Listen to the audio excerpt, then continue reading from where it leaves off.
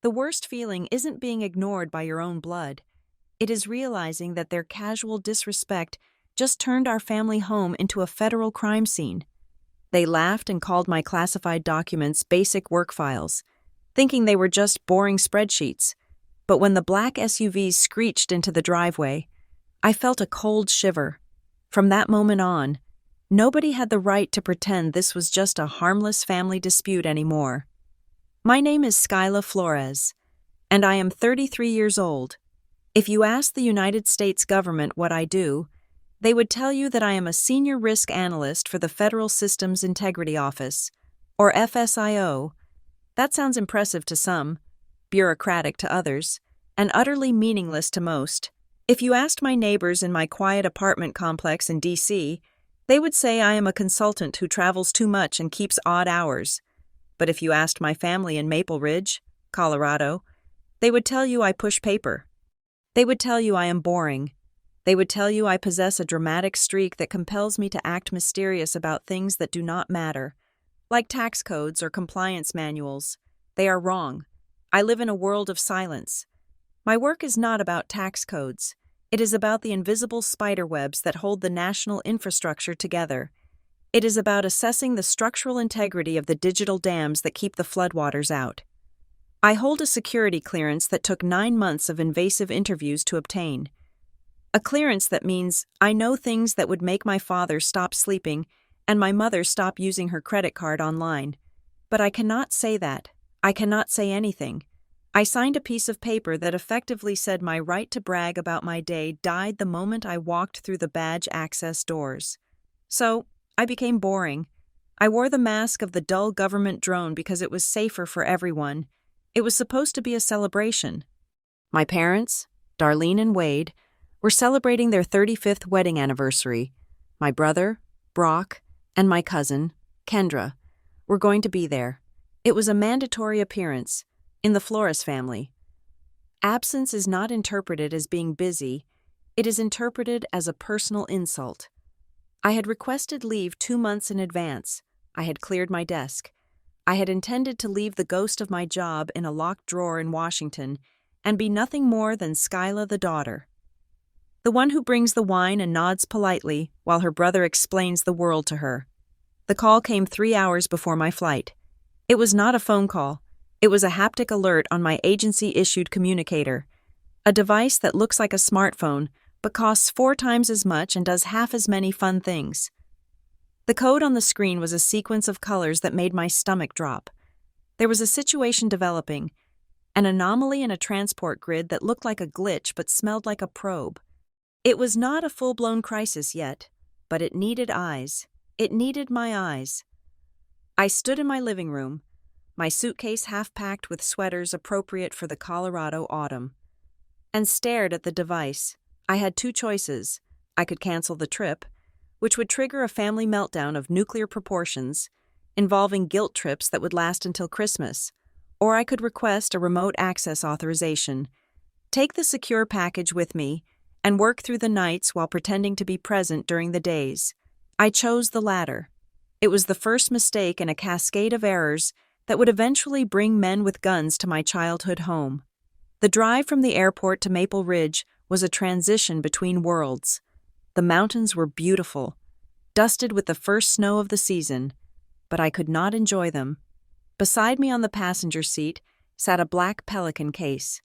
Inside was a laptop that did not connect to public Wi-Fi, a biometric token, and a thick, sealed envelope containing the hard copy keys and the initial threat assessment. The envelope was red. In my line of work, red does not mean stop. It means burn after reading. It means eyes only. When I pulled into the driveway, the house looked exactly as it had for 20 years. Beige siding, the basketball hoop Brock used to use, the porch swing where my mother drank her iced tea. It looked innocent. It looked safe. That is the deception of suburbia. It makes you believe that the biggest threat is the homeowners association or the crabgrass. I hauled my suitcase and the black hard case out of the trunk. The air smelled of pine and wood smoke before I even reached the steps. The door flew open. "She made it!" my mother shouted. wiping her hands on an apron. "We thought you would bail. We really did. Skyla." "Hi, Mom," I said, letting her hug me. She smelled like vanilla and faint disapproval. "You look tired," she said, pulling back to inspect my face. "Do you get enough sun in D.C.? You look gray." "I am fine. Mom, just working a lot." "Working," she scoffed. "Always working. Wade, Skyla is here." My father came out, holding a beer. He looked older, his waistline softer, but his grin was the same. "There she is, the government spook." It was his favorite joke. He did not mean it. To him, a spook was someone cool, someone like James Bond. He thought I was a clerk. "Hi, Dad," I said. Then Brock appeared, my older brother, the golden boy. He ran a local marketing firm that helped car dealerships and dentist offices buy Facebook ads. He walked with the swagger of a man who had just closed $1 million deal. Even if he had just sold a billboard package. "Look at that," Brock said, pointing at the black case in my hand. "Bringing the nuclear football, huh? What is in there? The president's lunch order?" "Just work, Brock," I said, my voice tight. "I have to finish a few things this weekend. Bad timing." "We said no work," my mother said, her smile faltering. "Skyla, it is the anniversary. We made a rule." "I know," I said. "I will do it at night. You will not even see it. I promise." We went inside. The house was warm and cluttered with 35 years of memories. Photos of Brock playing football, photos of me at graduation, photos of Kendra and me in matching dresses. It was suffocating. Kendra arrived 20 minutes later. She was my cousin, but she had practically lived with us growing up.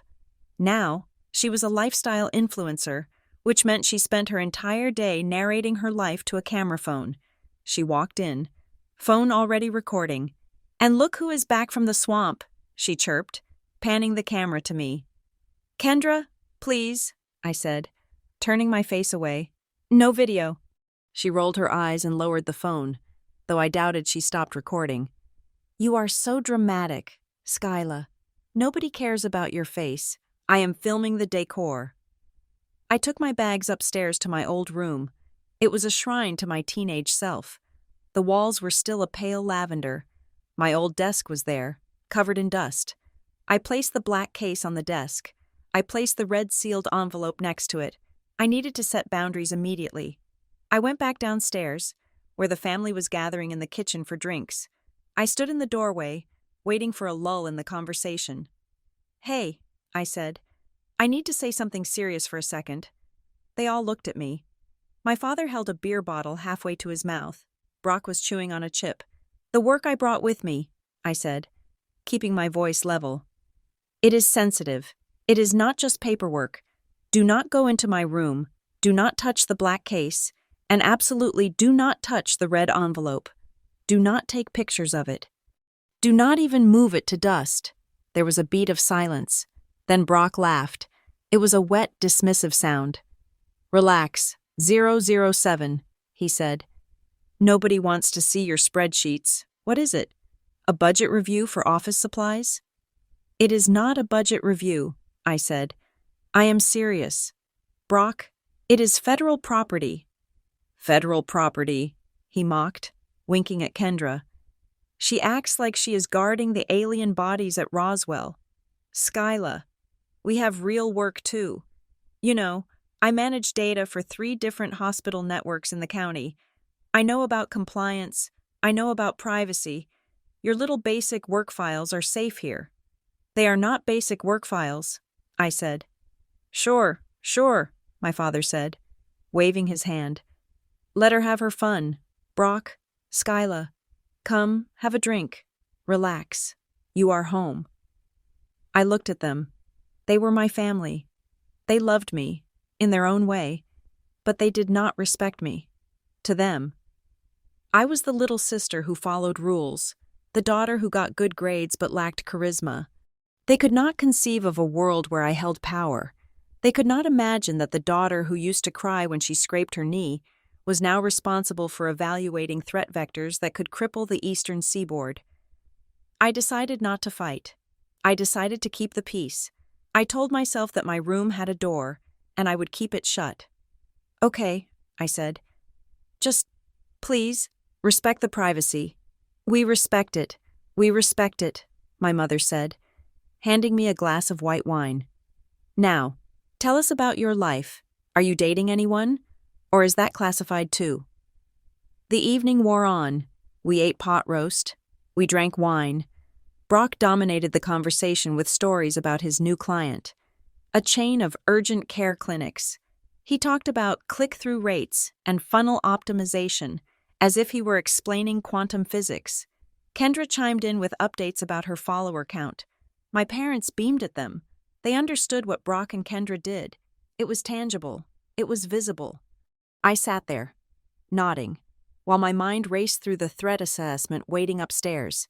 I needed to log in. I needed to verify the integrity of the transport logs for the last 24 hours.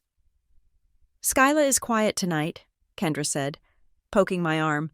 "Thinking about your secrets?" "Just tired," I lied. "You know," Brock said, leaning back in his chair, "I could probably help you streamline whatever you're doing. I have this new software that automates data entry. If your files are just standard Excel stuff, I could show you a few macros that would save you hours." "I cannot use outside software, Brock," I said. "Because of the security, he said, making air quotes. "God, the government is so inefficient. You guys create red tape just to justify your jobs. I bet if I looked at your files, I could find a way to do your week's work in an hour."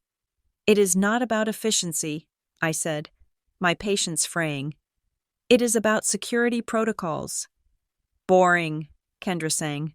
When dinner finally ended, I excused myself. "Going to bed?" my mother asked. "It is only 9 o'clock. "I have to do a little bit of that work," I said. "I want to get it done so I can be free tomorrow." "Don't stay up too late," my father said, "and don't let the spies get you." I walked up the stairs, the laughter of my family fading behind me. I felt a heavy knot in my chest. It was the feeling of being an alien in your own place of origin. I entered my room and closed the door. I turned the lock. It was a simple push-button lock on a hollow core door. It was not security. It was a polite suggestion. I set up my workspace. I moved the childhood trophies, participation awards for soccer, a debate club plaque, to the floor. I placed the Pelican case on the desk and opened it. The laptop hummed to life. The screen polarized so it could only be read from directly in front. I authenticated with my token and my biometric scan. The FSIO seal appeared on the screen, a grim reminder of the real world. I opened the red envelope. Inside were the hard copy keys I needed to decrypt the raw data packets.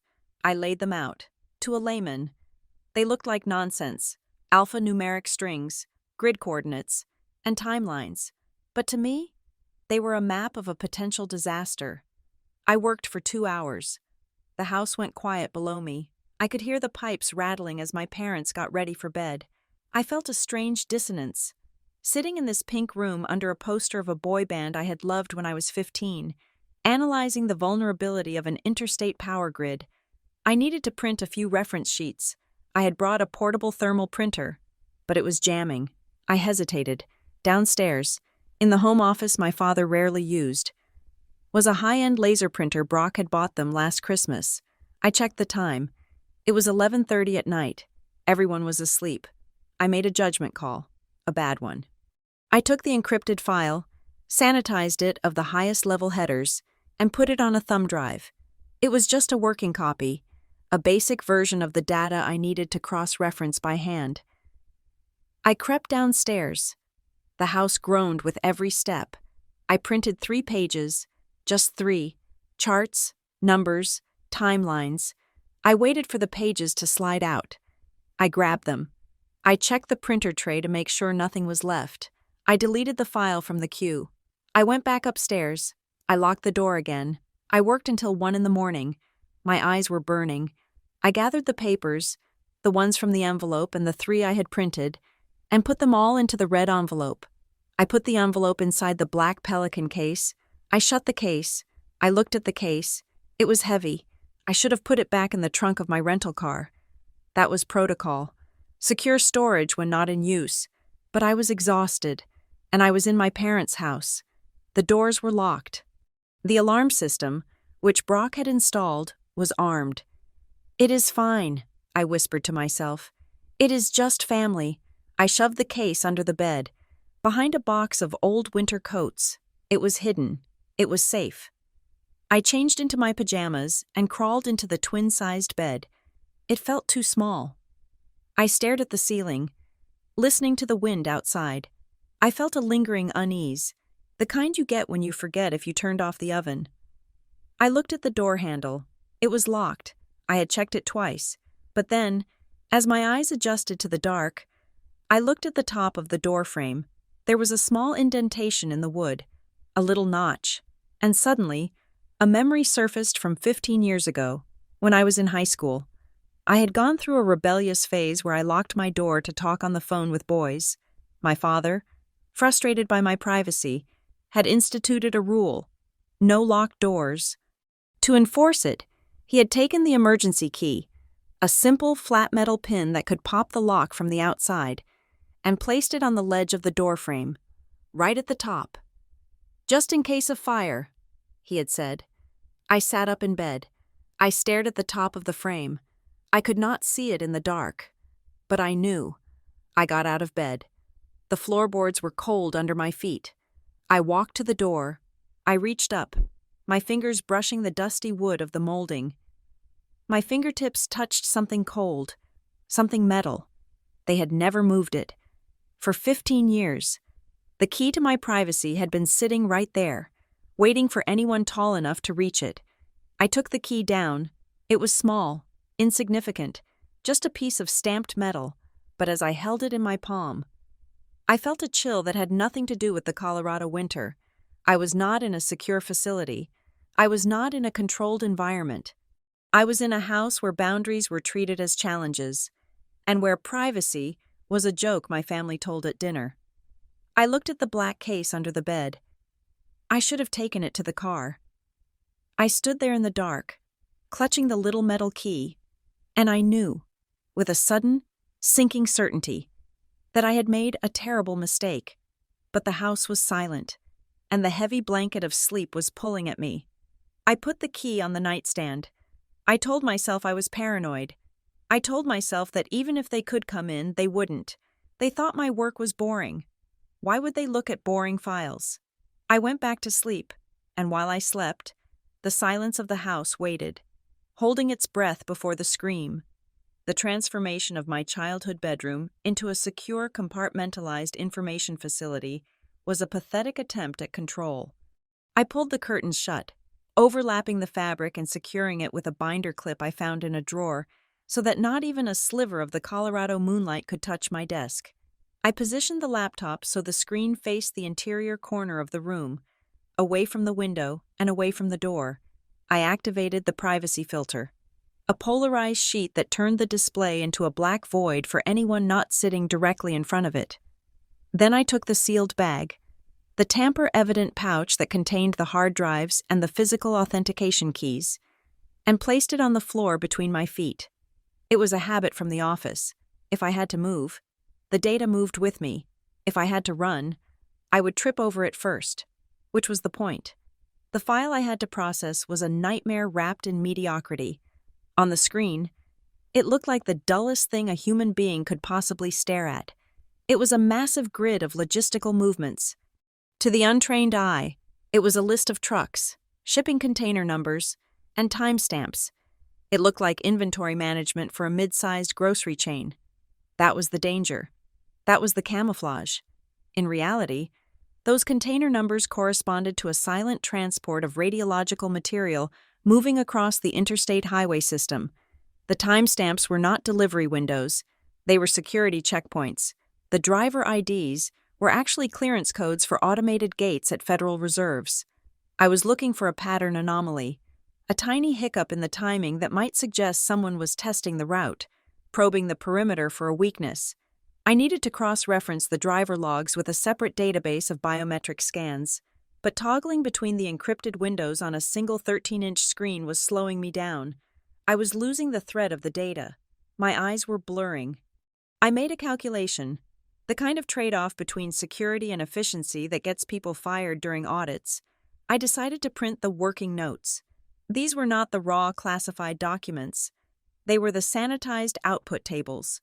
I stripped away the headers that said top secret. I removed the columns that identified the cargo as hazardous. What remained was a skeleton of the data, a timeline, a list of 6-digit codes, and a series of coordinates. I sent the job to the printer downstairs. It was just 3 pages of numbers and grid lines. They looked so innocent. They looked like a high school math homework assignment or a budget for a kitchen renovation. I walked downstairs to retrieve them, my heart hammering a quiet rhythm against my ribs, hoping to avoid an encounter. I failed. As I pulled the warm sheets of paper from the tray, the kitchen door swung open. My mother, Darlene, stood there. She was holding a spatula like a weapon of guilt. "There you are," she said, her voice tight with that specific maternal frequency that demands compliance. "I have been knocking on your door for 10 minutes. Skyla, dinner has been on the table for 20—" "I did not hear you," I said, folding the papers in half and sliding them under my arm, pressing them against my side. I had headphones on. "Headphones," she repeated, shaking her head. "You are home for 2 days, and you are wearing headphones. Come eat. The pot roast is getting cold, and your father is already on his 2nd beer." "I just need to finish this set," I said. "I will come down when I'm done. Maybe 45 minutes. 45 minutes? She stepped closer, her eyes dropping to the papers under my arm. "Is that it? Is that what is so important that you can't eat with your family? A few pieces of paper?" "It is work, Mom. It looks like a spreadsheet," she said, squinting. I saw the corner of it. "It looks like the invoices your father uses for the landscaping business." "It is not invoices." "Well, it certainly isn't nuclear codes, is it?" She laughed. A short, sharp sound. "You make everything so dramatic. Just put the paper down on the counter and come eat. We are celebrating. Don't be the child who ruins the party." I felt the heat rising in my neck. It was not anger. It was frustration. Thick and suffocating. "I cannot put it on the counter. I have to secure it. I will be down soon." I retreated up the stairs before she could argue further. I could feel her eyes on my back, judging my rudeness, judging my secrets. When I finally went down for dinner an hour later, the atmosphere was brittle, the roast was lukewarm. My father was watching the football game on the television in the corner, his attention deliberately turned away from me. Brock was waiting. He sat at the head of the table, scrolling through his tablet. When I sat down, he flipped the device over and gave me a shark-like grin. "So," Brock said, stabbing a carrot with his fork, "Mom says you are drowning in spreadsheets up there. Need a lifeline?" "I am managing," I said, reaching for the water pitcher. "You know, I just closed a campaign for the regional dealership network," Brock said, leaning forward. "We are handling data for 50,000 customers, names, addresses, credit scores, purchase history, serious stuff. We use a cloud-based aggregator with military-grade encryption." I took a sip of water. "That sounds good." "Brock, it is more than good.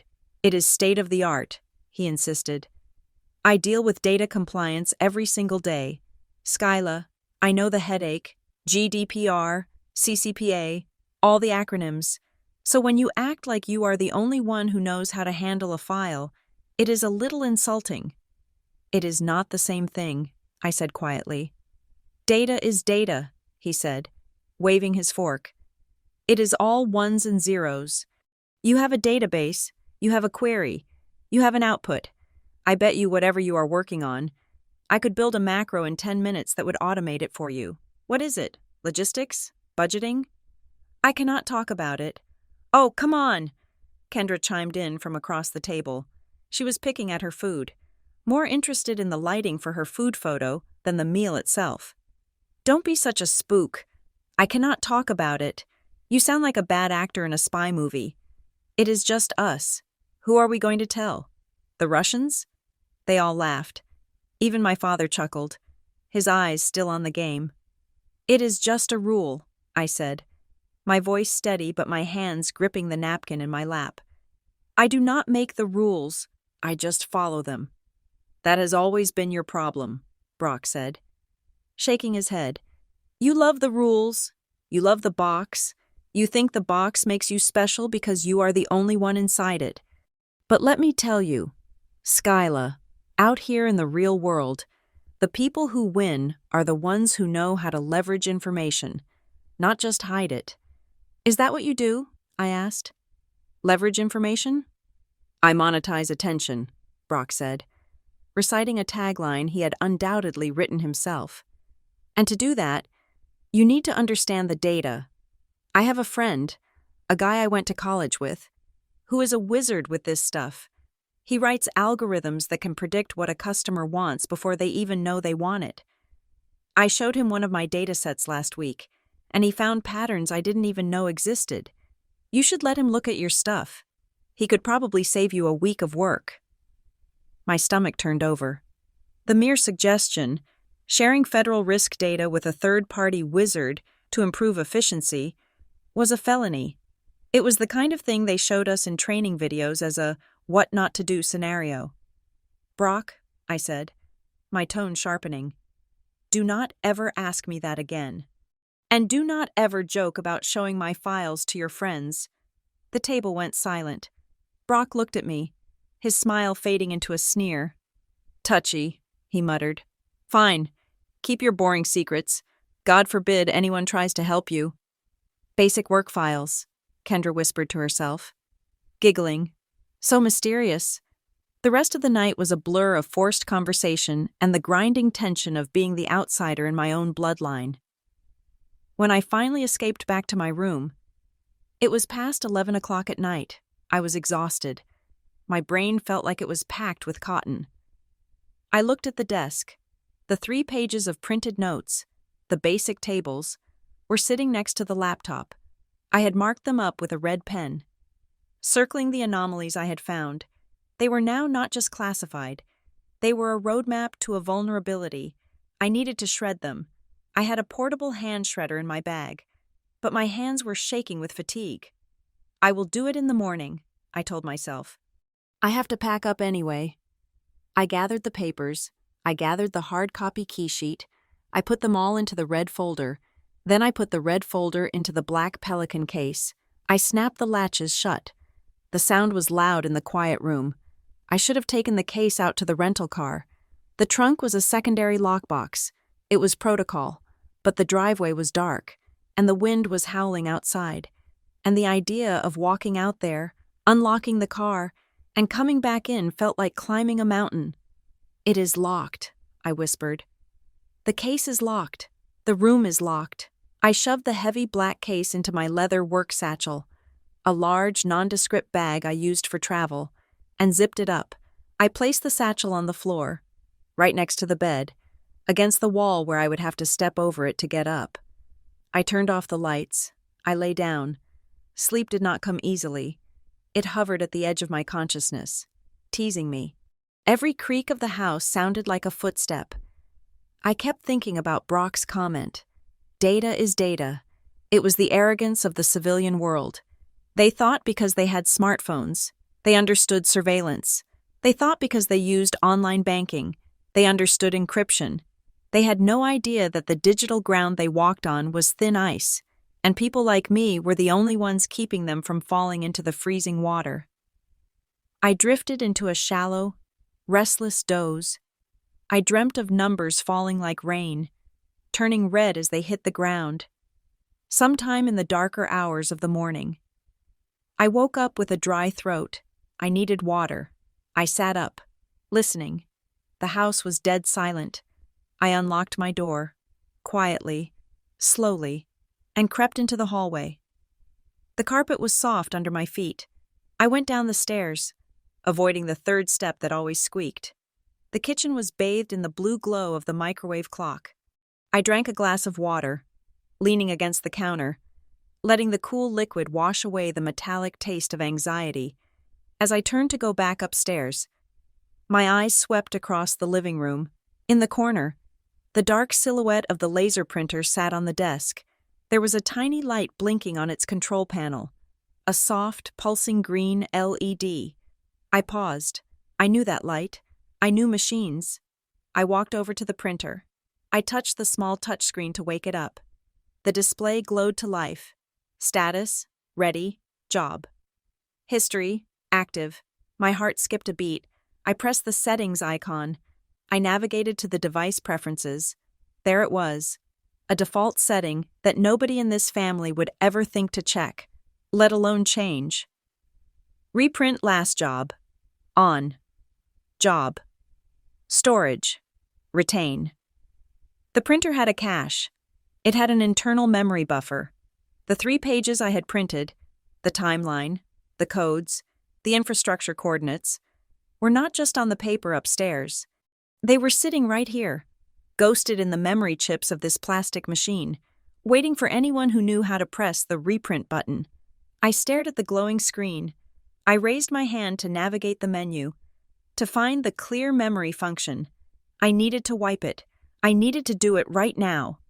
But then the floorboards above me creaked. A heavy footstep. My father getting up to use the bathroom. If he came down and found me messing with his expensive printer at 3 a.m, it would be another fight, another lecture about how I was paranoid, how I was breaking things, how I didn't trust them. I looked at the screen. Status, sleep mode in 60 seconds. I will do it first thing, I thought. I will come down at 6 o'clock, before anyone is awake, and I will wipe the memory. Then I will leave.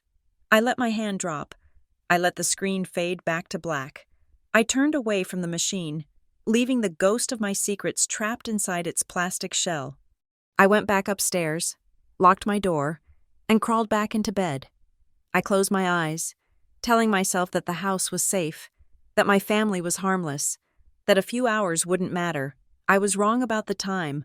I was wrong about the safety. And most of all, I was wrong about the harmlessness of ignorance. I fell asleep. And while I dreamed of order and control, the digital evidence of my life sat downstairs, blinking green in the dark, waiting for a curious hand to wake it up. I woke up at 5:30 in the morning. My body was vibrating with a restless energy that I could not suppress. The anxiety of the previous night, the blinking light on the printer, the weight of the black case upstairs, it all sat in my stomach like a stone. I needed to move. I needed to burn the cortisol out of my bloodstream before I had to face my family over pancakes and pretend that we were normal. I put on my running shoes and slipped out the back door. The Colorado air was crisp, hovering just above freezing. I ran hard. I pushed myself up the incline of Maple Ridge Drive, my breath pluming in front of me in white bursts. For 40 minutes, I was just a body in motion. I was not an analyst. I was not a daughter. I was a machine converting oxygen into distance. I told myself that when I got back, I would clear the printer memory immediately. Then I would shower, pack the car, and leave by noon. I would escape. I turned the corner back onto my parents' street as the sun was beginning to crest over the Rockies. The house looked peaceful. The curtains were drawn. It was the picture of the American dream. I walked up the driveway, cooling down, my hands on my hips. I unlocked the front door and stepped into the foyer. The house was warmer than outside, smelling of coffee and bacon. My mother was already up. I went to the stairs. I intended to go straight up, shower, and check the lock on my door. I stopped on the 3rd step. My bedroom door, which I had locked the night before, which I had double-checked before I slept, and which I had secured before I left for my run, was standing wide open. It was not just unlatched. It was pushed all the way back against the wall. My stomach did not just drop. It vanished. A cold, electric sensation shot from the base of my neck down to my fingertips. I did not run up the stairs. I turned around slowly. I walked into the living room. The scene that greeted me was so domestic, so casual, that for a split second, my brain refused to process the horror of it. My family was gathered around the large oak coffee table. They were lounging. My father, Wade, was wearing his reading glasses, the ones he bought at the pharmacy. He was leaning forward, squinting at a piece of paper. My mother, Darlene, was sitting next to him, holding a yellow highlighter in one hand and a mug of coffee in the other. Brock was standing by the window, his phone raised, the camera lens pointed at the table, and there, spread out across the wood surface like the Sunday comics, were my papers, the timeline, the grid coordinates, the sanitized but still highly sensitive working notes I had printed the night before. The red envelope was sitting on the sofa cushion, ripped open. "Morning. Sunshine," my father said, without looking up. "You run fast. We didn't hear you come in." I could not speak. My throat had constricted to the size of a straw. I stared at the paper in my father's hand. It was the transport log for the radioactive material. "What are you doing?" I whispered. The sound was barely audible. "We are just looking, honey," my mother said, her voice bright and cheery. She uncapped the highlighter and drew a thick, neon yellow line across a row of 6-digit codes. "I was trying to figure out what you do all day. You are always so secretive." I told Wade. "It is probably just boring shipping manifests. And look, I was right. It is just trucks and times." "Put that down," I said. My voice was louder now, cracking. "Don't mark it. Put it down." "Relax, Skyla," Brock said, snapping a photo. The artificial shutter sound of his phone echoed in the room like a gunshot. "We are just trying to help. I told Dad these look like logistics contracts.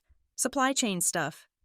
"These numbers here," my father said, tapping a finger on a sequence that represented a classified encryption key for a federal gate.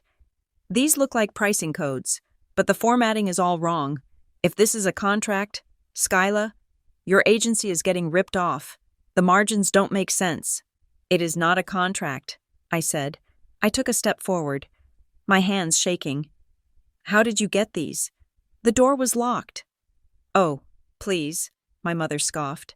She took a sip of coffee. "It is my house. Skyla, I have the master key. I went in to get your laundry. I saw the bag sitting there on the floor. I just wanted to see. We are family. There are no secrets in this house." "You went into my bag?" "I opened the case," Brock said, grinning. "Nice hardware, by the way. But honestly, for a top-secret job, this is pretty basic. I mean, look at this." He zoomed in on the photo he had just taken on his screen. "It is just a spreadsheet. I have seen more complex data in a car dealership's inventory log." "Brock," I said, and this time my voice was ice. "Did you just take a picture of that page?" "Yeah," he said casually. "Why?" "Delete it," I said. "Delete it right now, and delete it from your recently deleted folder. Show me the screen." "Whoa, easy there, Tiger," Brock laughed, pulling the phone away as I reached for it. "You are acting like a lunatic. It is just a picture. I wanted to show Kendra. She didn't believe me that your job was this boring." I spun around. Kendra was sitting in the armchair in the corner, her thumbs flying across her phone screen. She looked up, a smirk playing on her lips. "Too late," she sang out. "I already texted it to the group chat. I captioned it, 'Secret Agent Skyla's super boring homework.' Everyone thinks it is hilarious." The world seemed to tilt on its axis. The air left the room. "You sent it?" I asked. "To who? Who is in the group chat?" "Just the cousins," Kendra said, rolling her eyes. "And maybe a few friends. Like 10 people. Relax. Nobody cares about your shipping schedules." I looked at the papers. My mother had highlighted a route that was currently active. My father was analyzing security codes as if they were profit margins. Brock had a high-resolution image of a vulnerability index on his personal device, which was undoubtedly backing up to a public cloud server, and Kendra had just broadcast a federal movement timeline to a social circle of civilians. They did not understand. They thought the danger was in the content, that if they didn't understand the numbers were harmless. They didn't understand that the existence of the document outside of a secure facility was the violation. They didn't understand that metadata, timestamps, and headers were enough to burn an entire operation. I stopped shaking. A switch flipped inside my head. The part of me that was Skyla Flores, the daughter who wanted to please her parents, died in that moment. The part of me that was a senior risk analyst for the FSIO took over. I did not scream. I did not cry. I stood up very straight. "Put the papers on the table," I said. My voice was no longer the voice of a family member. It was flat, monotone, and completely devoid of emotion. "Everyone, put your devices on the table, now." "Excuse me?" my mother said, looking offended. "Don't you take that tone with me, young lady." "Skyla, you are being ridiculous," my father said, tossing the paper onto the table. "It is just paper." I reached into my pocket. I did not pull out a weapon. I pulled out my agency communicator. I entered a 6-digit biometric code. The screen flashed red. I was not calling the police. The Maple Ridge Police Department would not know what to do with a Title 50 breach. I was initiating a Condition Black containment protocol. I was signaling to the regional monitoring station that a high-level asset had been compromised in a non-secure environment and that dissemination had occurred. "What are you doing?" Brock asked, his smile faltering slightly. "Calling your boss to tattle on us?" "I am initiating a containment procedure," I said, looking at him dead in the eyes. "You have compromised classified material. You have digitized it. You have transmitted it. This is no longer a family dispute. It is a federal incident." "Oh, stop it," Kendra snapped. "You are just trying to scare us because we caught you doing boring work." "Brock," I said, ignoring her. "Did you send that photo to anyone else, besides Kendra? Besides the group chat?" Brock shifted his weight. He looked at his phone, then back at me. He looked like a child who had broken a vase and was trying to decide if he could lie his way out of it. "I don't know," he mumbled. "Maybe." "Who?" I demanded. "I need a name. Now, before the teams get here." "Teams?" my mother asked, her voice wavering. "What teams?" "The response teams," I said. "They are 5 minutes out." "Brock, who did you send it to?" Brock puffed out his chest, trying to regain his bravado. "I sent it to my friend, the data guy I told you about. I wanted him to see if he could figure out what the code structure was. I told him it was a puzzle." My blood ran cold. He had sent raw encryption sequences to an outsider for analysis.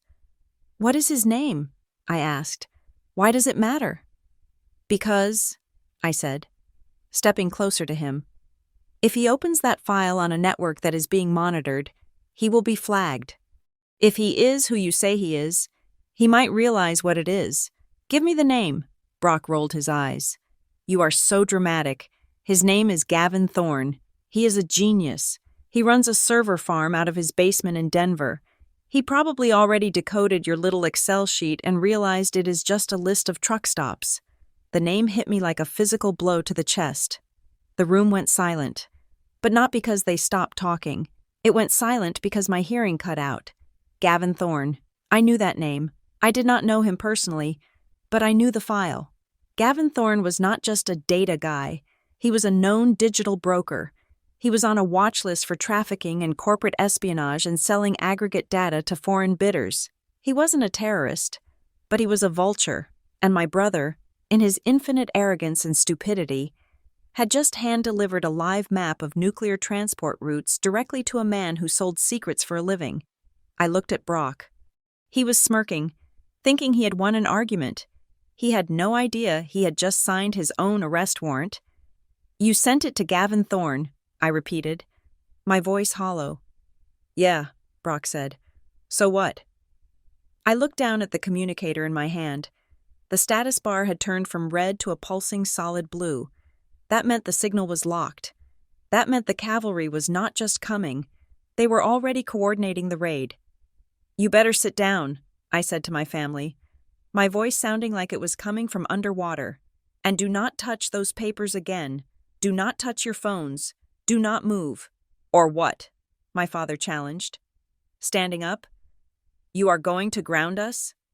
No, I said, looking out the front window as the first black SUV turned the corner at the end of the block. Moving fast, no lights, no sirens, just pure, terrifying purpose. I am not going to do anything, but they are. The silence that followed my declaration was shattered 3 seconds later. It did not begin with a knock.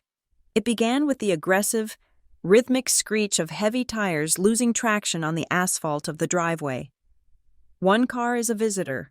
4 cars arriving in synchronized formation is a siege. Through the front window, I saw the black SUVs swarm the lawn.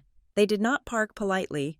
2 mounted the curb, crushing my mother's prize-winning hydrangeas, blocking the driveway exit. The doors flew open before the wheels had fully stopped rolling. Men and women poured out.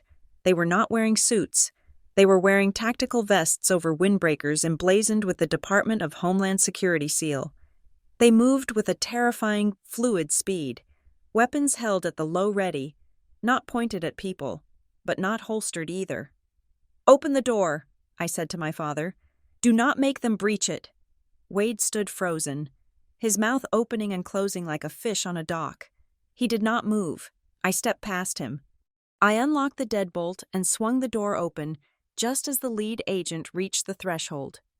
"Federal agents," the man shouted. His voice was not a yell.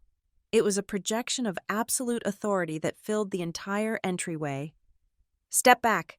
Hands visible. Everyone step back." They flooded the hallway.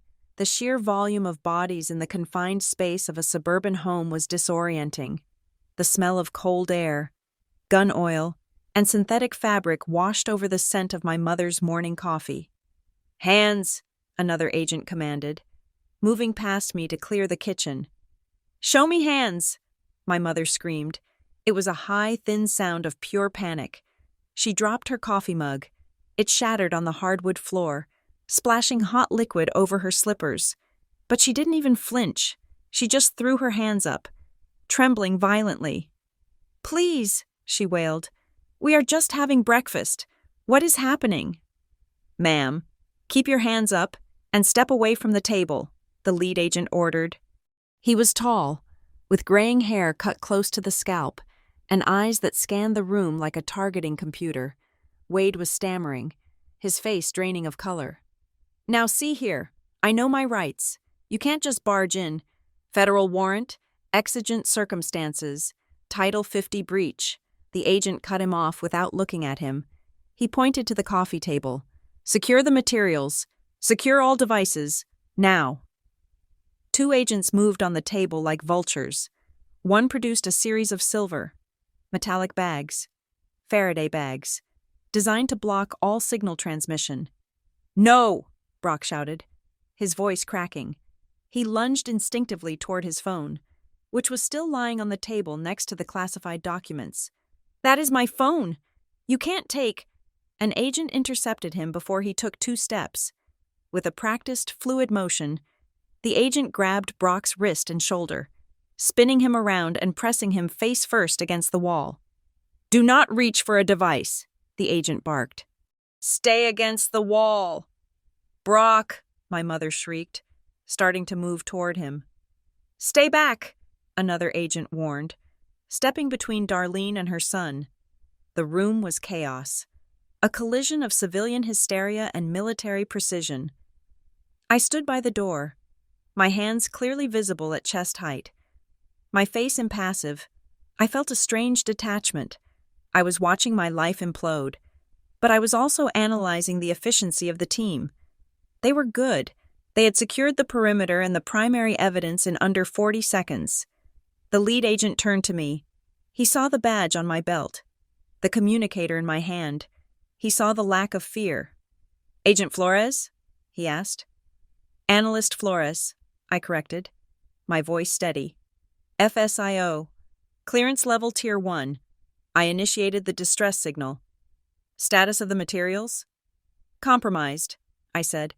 I pointed to the table where an agent was currently sliding the printed pages into an evidence bag using gloved hands. Hard copies were removed from a secure container by a non-cleared individual using a hidden unauthorized key. Physical chain of custody was broken at approximately 800 hours. Documents were photographed. Photographed? The agent's eyes narrowed. Affirmative. The subject against the wall. I nodded toward Brock. Captured images on a personal device. The subject in the chair. I nodded toward Kendra. Captured images on a secondary device. Kendra was curled in the armchair, sobbing silently, clutching her knees. An agent was standing over her, holding an open evidence bag. "Ma'am, I need the phone," the agent said to her. "I didn't do anything," Kendra sobbed. "I just took a picture. It was a joke." "The phone. Now." Kendra dropped her phone into the bag. The agent sealed it immediately, cutting off whatever signal she had been using. My mother looked at me. Her eyes were wide, filled with a mixture of terror and betrayal that I knew would haunt me for the rest of my life. "Skyla," she whispered, "what did you do? You called them? On your own family?" "I followed protocol, Mother," I said. I did not look at her. I looked at the lead agent. The breach was active. Dissemination had occurred. "Dissemination?" My father sputtered. He was leaning against the sideboard, looking like he might have a heart attack. "It is a picture, Skyla. A picture. You are treating us like terrorists." "You compromise national infrastructure data," the lead agent said, turning to Wade. "You do not get to decide the severity of the crime. Sir, sit down." The team moved through the house like a swarm of locusts. They were not just taking the phones. One agent was on his knees behind the entertainment center, ripping the cords out of the Wi-Fi router. Another was unplugging the laser printer in the corner. "Why are you taking the printer?" my father yelled. "That cost me $600. "Internal memory cache," I said calmly. "It retains latent images of the last job. It is evidence. We are clearing the residence of all digital storage media," the lead agent announced. "Laptops, tablets, hard drives, smart home hubs. If it has a chip, it goes." "My business laptop," Brock shouted from the wall. "I have client data on there. You can't take that. I have deadlines." "It is currently part of a federal crime scene investigation," the agent replied, bagging Brock's laptop, which had been sitting on the counter. The lead agent walked over to me. He lowered his voice, creating a small bubble of professional silence amidst the shouting. "The alert code indicated a high-risk leak," he said. "Has the data left the premises?" "That is the critical question," I said. I walked over to where Brock was still pinned against the wall. The agent holding him stepped back slightly to let me speak, but kept a hand on Brock's shoulder. "Brock," I said, "look at me." He turned his head. His face was white, covered in a sheen of sweat. He looked younger than I had seen him in years, stripped of his marketing bravado. "Tell them," I said. "Tell them what?" he stammered. "The agent needs to know exactly where that photo went. If you lie, if you omit one single detail, you are going from obstruction of justice to treason. Do you understand?" I didn't send it to treason," Brock babbled, nonsensically. "Who received the image?" the lead agent asked. His voice was hard as granite. Brock swallowed hard. Just a friend. A guy I know." "Name?" "Gavin," Brock whispered. "Gavin Thorne." The lead agent did not react visibly, but the air around him seemed to tighten. He tapped his earpiece. "Control. Run a priority trace on a recipient. Name is Gavin Thorne. Possible alias involved in data brokering. Cross-reference with the Colorado sector watch list." "He is just a data guy," Brock pleaded. "He fixes servers." "Did anyone else receive it?" the agent demanded. Ignoring Brock's defense, Brock hesitated. "No, I don't know. I sent it on a messaging app. Signal. It is encrypted." "Signal," the agent repeated, looking disgusted. "And you, ma'am?" He turned to Kendra. Kendra flinched. I put it on my story," she whimpered. "Your story?" The agent looked at me for translation. "Social media," I explained, feeling a headache blooming behind my eyes. "Instagram or Snapchat, public broadcast, 24-hour duration." It was blurry, Kendra cried. You couldn't read the numbers. It was just a picture of the table with the papers. I captioned it, Spy Life. It was just for fun. Metadata, the agent muttered. Geolocation tags, timestamps, background details. He turned to his team. We have a potential wide-spectrum leak. Isolate the router immediately. Kill the localized cell connection if you have the jammer. Jammer is active, a tactical officer replied. The house was now a dead zone. No calls in, no calls out. Con, the lead agent said into his earpiece, we have social media propagation. We need a scrubber team on the platform immediately. Username? He pointed at Kendra. She gave her handle, her voice trembling. Scrub it, the agent ordered. Archive it for evidence, then nuke it, and find out who viewed it. My mother was weeping openly now, sitting at the kitchen table with her head in her hands. Skyla, stop them. Please, tell them it is a mistake. Tell them we are good people. I cannot stop them. Mom, I said. I told you. I told you not to touch it. I told you it wasn't a game. You are destroying this family, she sobbed. Over a piece of paper. You are choosing your job over your blood. You chose to violate my trust, I said. And the law. The lead agent touched his earpiece again. He listened for a moment, his face growing grim. He looked at Brock, then at me. He motioned for me to follow him into the foyer, away from the family. We got a hit on the name, he said quietly. Thorne? I asked. Gavin Thorne, the agent said. He is not just a guy who fixes servers. We have an active file on him. He is a mid-level facilitator for a group that buys infrastructure data. He was flagged 6 months ago for soliciting blueprints of the Denver water treatment facility. I felt the blood drain from my face. It was worse than I thought. Did he open the message? I asked. Read receipt was confirmed 3 minutes before we cut the line, the agent said. He has the image, and if he has it, he has likely already mirrored it to an offshore server. That is his standard operating procedure. I closed my eyes for a second. The image contained the transport route for radiological material. If that route was compromised, every truck on that highway was a moving target. We have to reroute the convoy, I said. I need to call the transport commander. Already done, the agent said. But that is not your biggest problem right now. He tilted his head toward the living room, where Brock was trying to explain to an officer that he needed his phone for a client call. Your brother didn't just share a photo with a friend, the agent said. He sent classified troop movement and hazardous material logistics to a known domestic surveillance target. Under the Espionage Act, that is not an accident. That is distribution. He didn't know, I said. It was a weak defense, and I knew it. Ignorance of the recipient's status doesn't negate the act of sending stolen classified material, the agent said. We are going to have to take him in. And your parents, the breach happened under their roof, with their facilitation. I looked back at them. My father was arguing about the price of his printer. My mother was crying about her ruined breakfast. Kendra was worrying about her followers. And Brock was sweating. But he still looked like he thought he could talk his way out of a speeding ticket. They had no idea. The world they lived in, the world of gentle warnings and second chances, had just ceased to exist. Do it, I said. The lead agent nodded. He turned back to the room. All right, he announced, his voice booming. We are moving out.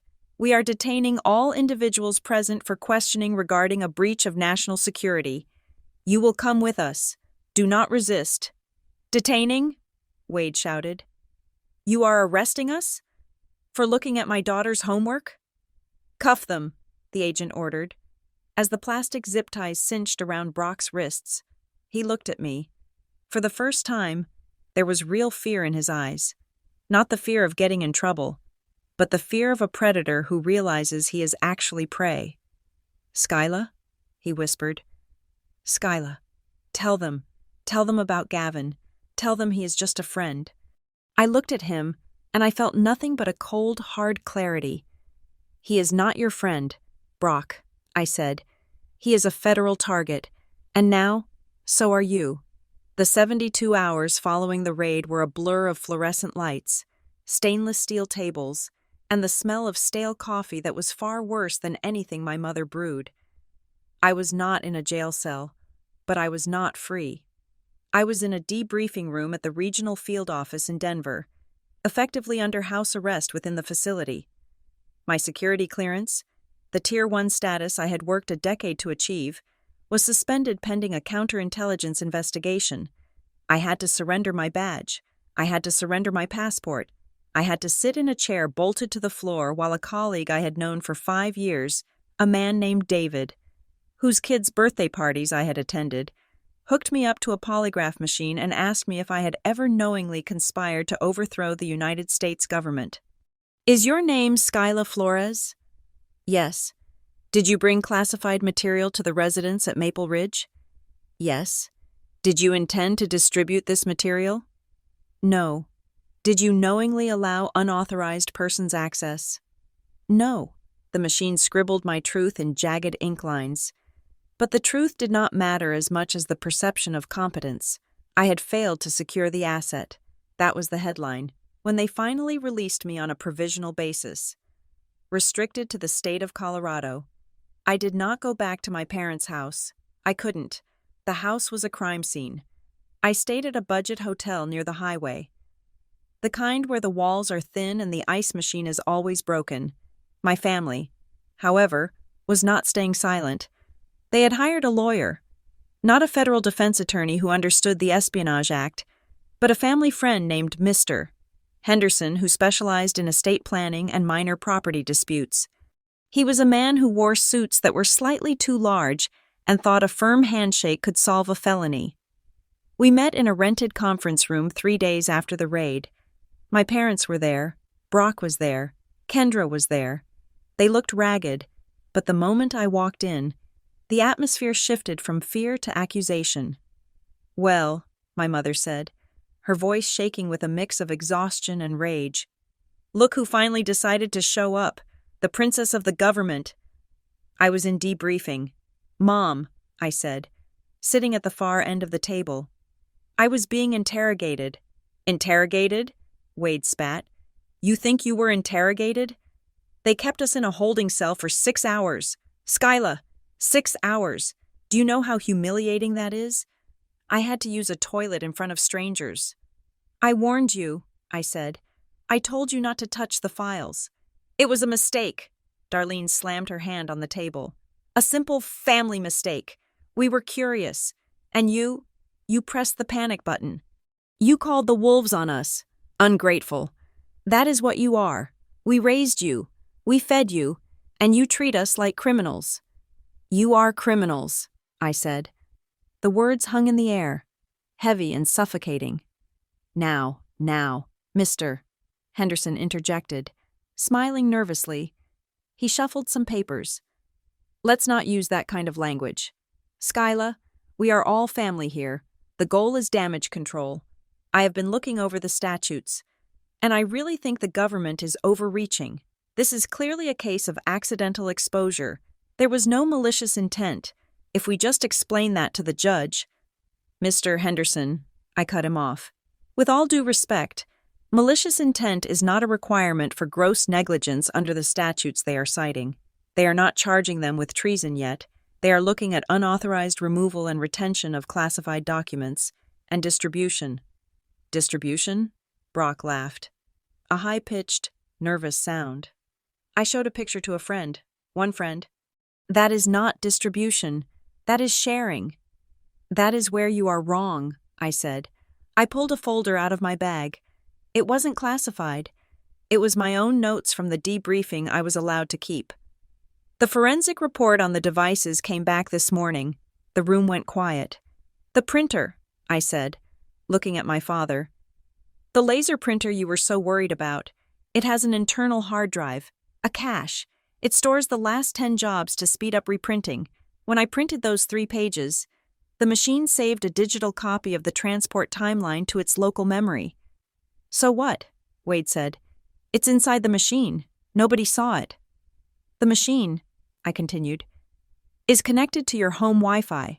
which had a vulnerability in its firmware that hasn't been patched in 3 years. The forensic team found that the printer was beaconing out to a manufacturer's server for updates. The data sat on an unsecured network for 12 hours. Wade's face went gray. "And Brock," I turned to my brother, "you took a photo on your phone." "I deleted it," Brock shouted. "I told you, I deleted it." "You took it on an iPhone," I said. "Do you have iCloud Photos enabled?" Brock blinked. I don't know, maybe. It's automatic." "It is automatic," I confirmed. "The moment you snapped that shutter, the image was uploaded to a server farm in California. Then it synced to your iPad. Then it synced to your laptop. The government considers that interstate distribution of classified materials. You didn't just show a friend, you published it to the cloud." Brock slumped in his chair. "But it's my cloud. It's private." "There is no private when you are holding federal secrets," I said. "And because you sent it to Gavin Thorne via Signal, and he opened it, the chain of custody is shattered. Gavin Thorne is a flagged entity." "He said it was a misunderstanding," Brock pleaded, looking at me with wet, desperate eyes. "Skyla, you have to talk to them. You know people. Just tell them Gavin is harmless. Tell them I didn't mean it. Tell them I'm your brother." "I cannot fix this, Brock," I said. "I am a suspect too. They think I might have been complicit. They think maybe I left the door open on purpose." "Well, maybe you should have," Kendra yelled. She stood up, her face blotchy from crying. "This is all your fault. If you didn't bring that stupid bag into the house, none of this would have happened. You walked in with a bomb and now you are blaming us for lighting a match because it was dark." "I told you not to touch the bag," I repeated, sounding like a broken record. "You are so arrogant," Kendra hissed. "You think because you have a badge you are better than us? I have been talking to Aunt Linda and Uncle Mike. They all agree. You set us up. You wanted to feel important, so you made a scene." "I did not set you up." "Then fix it," my mother screamed. "Fix it, Skyla." "Wade is talking about mortgaging the house to pay for a federal defense attorney. Because this idiot Henderson can't handle it, we are going to lose everything. Your father's retirement. The business. And you sit there with your folder and your facts like a robot." "Mr. Henderson cleared his throat. "Actually," he said, looking at me with a predatory glint in his eyes, "there is one avenue we discussed before you arrived." I looked at him. "Which is?" "Affidavit of negligence," Henderson said. "If you, as the custodian of the documents, were to admit that you gave them permission to view the files, or perhaps that you asked Brock to help you with a formatting issue on the spreadsheet." I stared at him. The silence in the room stretched until it hummed. "Excuse me?" I said. "Think about it. Skyla," my father said, leaning forward. His voice dropped to a wheedling tone. "If you say you asked for help, then we aren't stealing. We are just helping family. We become authorized, or at least, the blame shifts to a procedural error on your part. You might lose your job. Sure, but you are young. You can get another job. You can work in the private sector. Brock could go to prison for years. Wade and I could be fined hundreds of thousands of dollars. You want me to lie," I said. "You want me to commit perjury and confess to a crime I didn't commit. You want me to say I voluntarily disclosed top-secret nuclear transport data to a marketing consultant and a landscaper." "It saves the family," Darlene said, tears streaming down her face. "Skyla, please, be a daughter for once. Sacrifice something for us." "I sacrifice every day." I stood up, my chair scraping loudly against the floor. "I live in silence. I live alone. I protect things you cannot even imagine. And you want me to become a felon to save you from your own nosiness?" "It's not nosiness," Brock shouted. "I was trying to help." "You were trying to show off," I yelled back. "It is better than you going to jail," Kendra yelled. "Skyla, if you don't do this, the whole town is going to know you destroyed your parents. I will make sure of it. I will post it everywhere. You are already banned from social media." "Kendra," I said coldly, "one more post and they revoke your bail." I looked at my parents. I looked for a shred of protection, a sliver of parental instinct that would say, "No, we cannot ask her to destroy her life for us." I found nothing. I saw only fear and self-preservation. They were willing to burn me to keep themselves warm. "I am not signing anything," I said. "And I am done with this meeting." I walked out. I walked out to the parking lot and sat in my rental car and screamed until my throat tasted like copper. I realized then that I didn't have a family anymore. I had defendants. But the real blow came 2 hours later. My agency handler, Agent Miller, the one who had led the raid, called me to come back to the field office. He said there was new evidence. I drove there, thinking it was about the printer or the cloud sync. I sat in the debriefing room again. Miller placed a tablet on the table in front of me. "We pulled the chat logs," Miller said, "from your brother's phone. Signal maintains metadata. But we got the actual message content from the recipient's end. Gavin Thorne flipped on your brother to cut a deal." "What did he say?" I asked, dread pooling in my stomach. "Read it." I looked at the screen. It was a text conversation between Brock and Gavin Thorne, dated 4 days before I had even arrived in Colorado. Brock: "She is coming this weekend. She finally agreed to bring the work laptop." Gavin: "You sure she has access to the logistics contracts? The government bid is opening next month." Brock: "She is Tier 1. She sees everything. I will get a look. If I can get a screenshot of the pricing structure or the transport grid, we can reverse engineer a bid for the shipping contract. We could undercut the current vendors by 10%. Gavin: "Just make sure it's legit. I need proof she's actually high level before I bring the investors in." Brock: "Don't worry. I will get the files. She is soft. She trusts us." I read the text twice. The words, "she is soft," seemed to float off the screen and sear themselves into my retinas. It wasn't an accident. It wasn't curiosity. It wasn't my mother just wanting to know what I did for a living. It was a setup. Brock had been planning this. He knew I was coming home. He knew I would have work. He had manipulated the situation. The no-work rule, the pressure to relax, to catch me off guard, the open door, the basic files comment. It was all a strategy to lower my defenses so he could steal trade secrets to rig a government contract bid. He hadn't just exposed national security for a laugh. He had tried to sell me out for money. He was trying to bid on a support contract for the Department of Energy, Miller said, his voice unusually gentle. He thought if he saw the current routes and costs, he could build a shell company to win the next tender. The basic files were his market research. I sat back in the metal chair. I felt a strange sensation. Not anger, not sadness, but a sudden, absolute hollowness, the connection to my childhood, the guilt I felt for bringing the files home, the obligation to protect my brother. It all evaporated. "He used me," I whispered. "Yes," Miller said. "He did, and your father knew about the bid. We found emails between them discussing the potential windfall if Brock could get the inside scoop." "My father, too." "They wanted me to take the fall," I said. Realizing the full horror of the meeting with the lawyer, they wanted me to confess to giving them permission, not just to avoid jail, but to cover up the commercial espionage. If I said I gave it to them, it wouldn't be theft. It would just be a policy violation. They could still use the info. "Exactly," Miller said. "Skyla, we are moving forward with charges, serious charges, but we need to know where you stand. Are you a witness, or are you a daughter?" I looked at the tablet. I looked at the words, "She is soft." I stood up.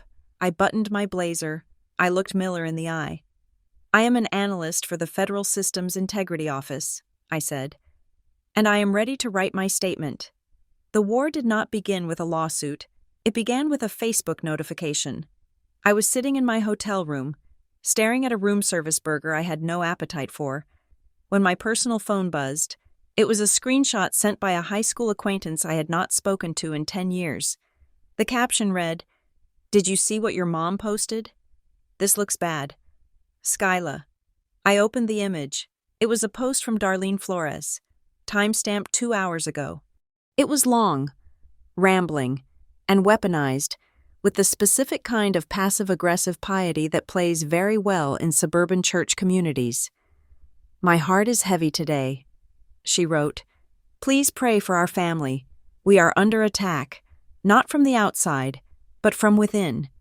It is a terrible thing when a child you raise chooses her career over her own flesh and blood, when ambition blinds a daughter to the love of her parents. We are facing legal battles because of a misunderstanding that could have been solved with a hug, but instead was solved with handcuffs.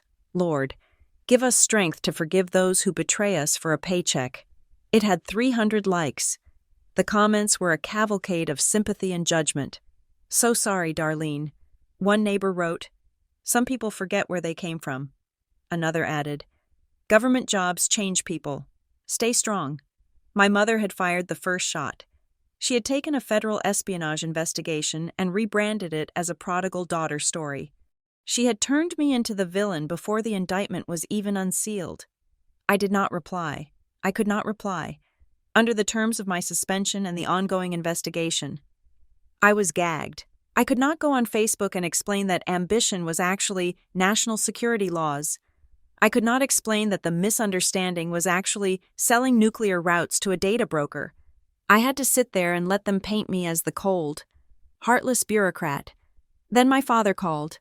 I answered, hoping for a sliver of reason. "You need to fix this," Wade said. There was no greeting. His voice was thick, likely from whiskey. "I cannot fix it, Dad," I said. "The FBI has the case now. It is out of my hands." "Don't give me that bureaucratic garbage," he snapped.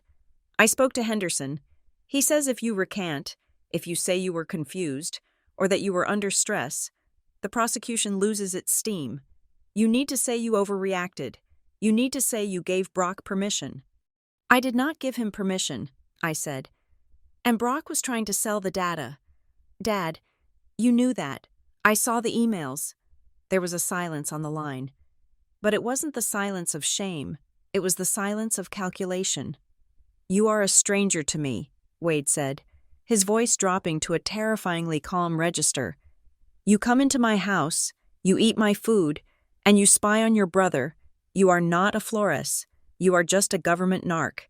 If you don't go to that prosecutor tomorrow and retract your statement, don't ever bother coming to Maple Ridge again. I will change the locks. I will write you out of the will. You will have no family." "You already changed the locks when you sold me out for a contract bid," I said. He hung up. The next day, the strategy shifted from emotional guilt to professional destruction. Brock, realizing that begging hadn't worked, decided to go on the offensive. He hired a crisis management firm, a cheap strip mall operation that specialized in helping local politicians survive DUI charges. They started leaking a narrative to the local blogs and the rumor mill. The story was simple and infuriating. I was the unstable one. I was the drama queen who had planted the documents to entrap my successful brother because I was jealous of his business. Kendra was the loudspeaker. Since she was banned from posting directly about the case, she got creative. She posted vague booking stories, so toxic when people invent drama to feel important. She wrote, "Imagine ruining your brother's life just to prove you have a security clearance." The impact was immediate. I received emails from old friends asking if I was okay, with that tone that implied they thought I was having a mental breakdown. When I went to the lobby of the hotel to get coffee, the receptionist looked at my ID and gave me a cold, suspicious stare. I was becoming a pariah. I felt the walls closing in.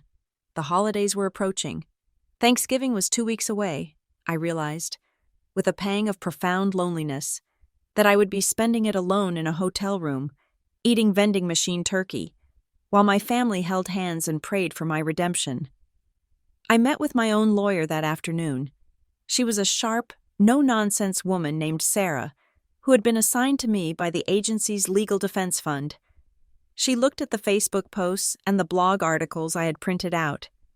"This is a smear campaign," Sarah said, tossing the papers onto the table. "They are trying to poison the jury pool. They want to make you look like an unreliable witness so that when you testify against Brock, the jury sees a vindictive sister instead of a federal analyst." "It is working," I said. My aunt emailed me to say, I am not welcome at the family reunion. Let them talk, Sarah said. We don't fight them on Facebook. We fight them with evidence. We need to prove that this wasn't an entrapment. We need to prove premeditation. You said there were cameras? My parents have a Ring doorbell, I said.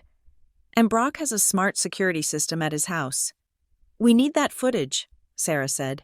And we need to look at everything else, not the classified stuff, the domestic stuff, texts, voicemails, anything that shows their intent before you arrived. I spent the next night sifting through the digital debris of my relationship with my family. I went through years of messages. It was a painful archaeology. I saw the pattern I had ignored for decades, the subtle digs at my job, the constant requests for money, the way Brock would ask seemingly innocent questions about government contracts that I always deflected. And then I found it, a digital breadcrumb that my father had been too arrogant to delete.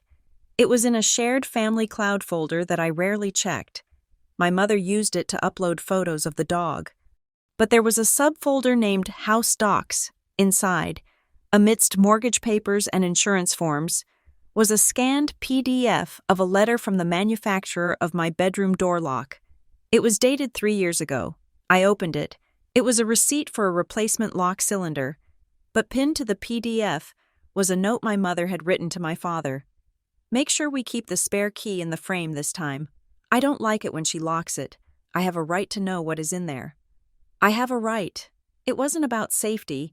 It wasn't about fire. It was about control. They had engineered the lack of privacy. They had maintained access to my room specifically because they resented my boundaries. I forwarded the document to Sarah. But the real break came from Brock himself. The pressure was getting to him. The friendship with Gavin Thorne was not holding up under scrutiny. Homeland Security had detained Thorne, and unlike my brother, Thorne was a professional criminal. He knew how to trade. He gave up everything. He told the investigators that Brock hadn't just sent a photo. He told them that Brock had promised a full download of the hard drive. When news of Thorne's cooperation reached Brock, likely through his terrible lawyer, panic set in. I was at the field office when the alert came in. The cyber forensics team monitoring Brock's devices, which he had been allowed to keep pending the indictment, a courtesy that was about to expire, flagged a massive activity spike. He is trying to wipe it, Agent Miller said, watching the monitor. His phone? I asked. No, Miller said. His cloud backup. He is logging in from a library computer, smart enough to ditch his own IP, dumb enough to use his own login credentials. He is trying to mass delete a folder named Project Alpha. Project Alpha, I repeated. That sounds like a bid proposal. He is deleting emails, Miller narrated. He is deleting drafts. He is trying to scrub the history of the bid he was building with Thorne. He thinks if the documents are gone, we can't prove he planned to use your data. He doesn't know about ghost copies, I said. He is about to learn, Miller said. But he just crossed a new line. Destruction of evidence in an active federal investigation. That is obstruction. And because he is doing it to cover up an espionage charge, he just added 10 years to his potential sentence. He is digging his own grave, I said. I felt a wave of nausea. My brother was not a mastermind. He was a greedy, desperate amateur playing a game he didn't understand. We have enough, Miller said. He stood up and keyed his radio. This is Miller. Mobilize the teams. We are executing the secondary warrants. Where are you going? I asked. To Maple Ridge? No, Miller said. We already have the parents. We are going to Brock's office and his house, and we are taking everything. The business is done. I asked to go with them. Not to the raid itself. I couldn't be on the scene. But I wanted to be in the command vehicle. I needed to see it. I needed to witness the end of the lie. We parked 2 blocks away from Brock's marketing firm. It was a trendy open-plan office in a strip mall.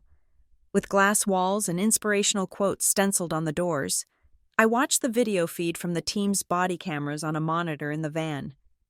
The agents hit the door at 2 o'clock in the afternoon. Federal agents, nobody move. Hands off the keyboards. The office staff, Hipster graphic designers and social media interns froze. They looked terrified, but the camera focused on the back office, the glass office with the sign that said Brock Flores, CEO. Brock was there. He wasn't working. He was shredding. He was feeding stacks of paper into a heavy-duty shredder, sweating profusely, his tie undone. When the agents kicked the door open, he jumped back, knocking over a coffee cup. "Step away from the shredder," the agent screamed. "I am just cleaning up," Brock yelled, his voice cracking into a squeak. "It is just old invoices. On the ground. Now." They took him down hard. I watched my brother, the man who had mocked my boring job, the man who had called me a traitor on the internet, get pressed into the cheap carpet of his own office.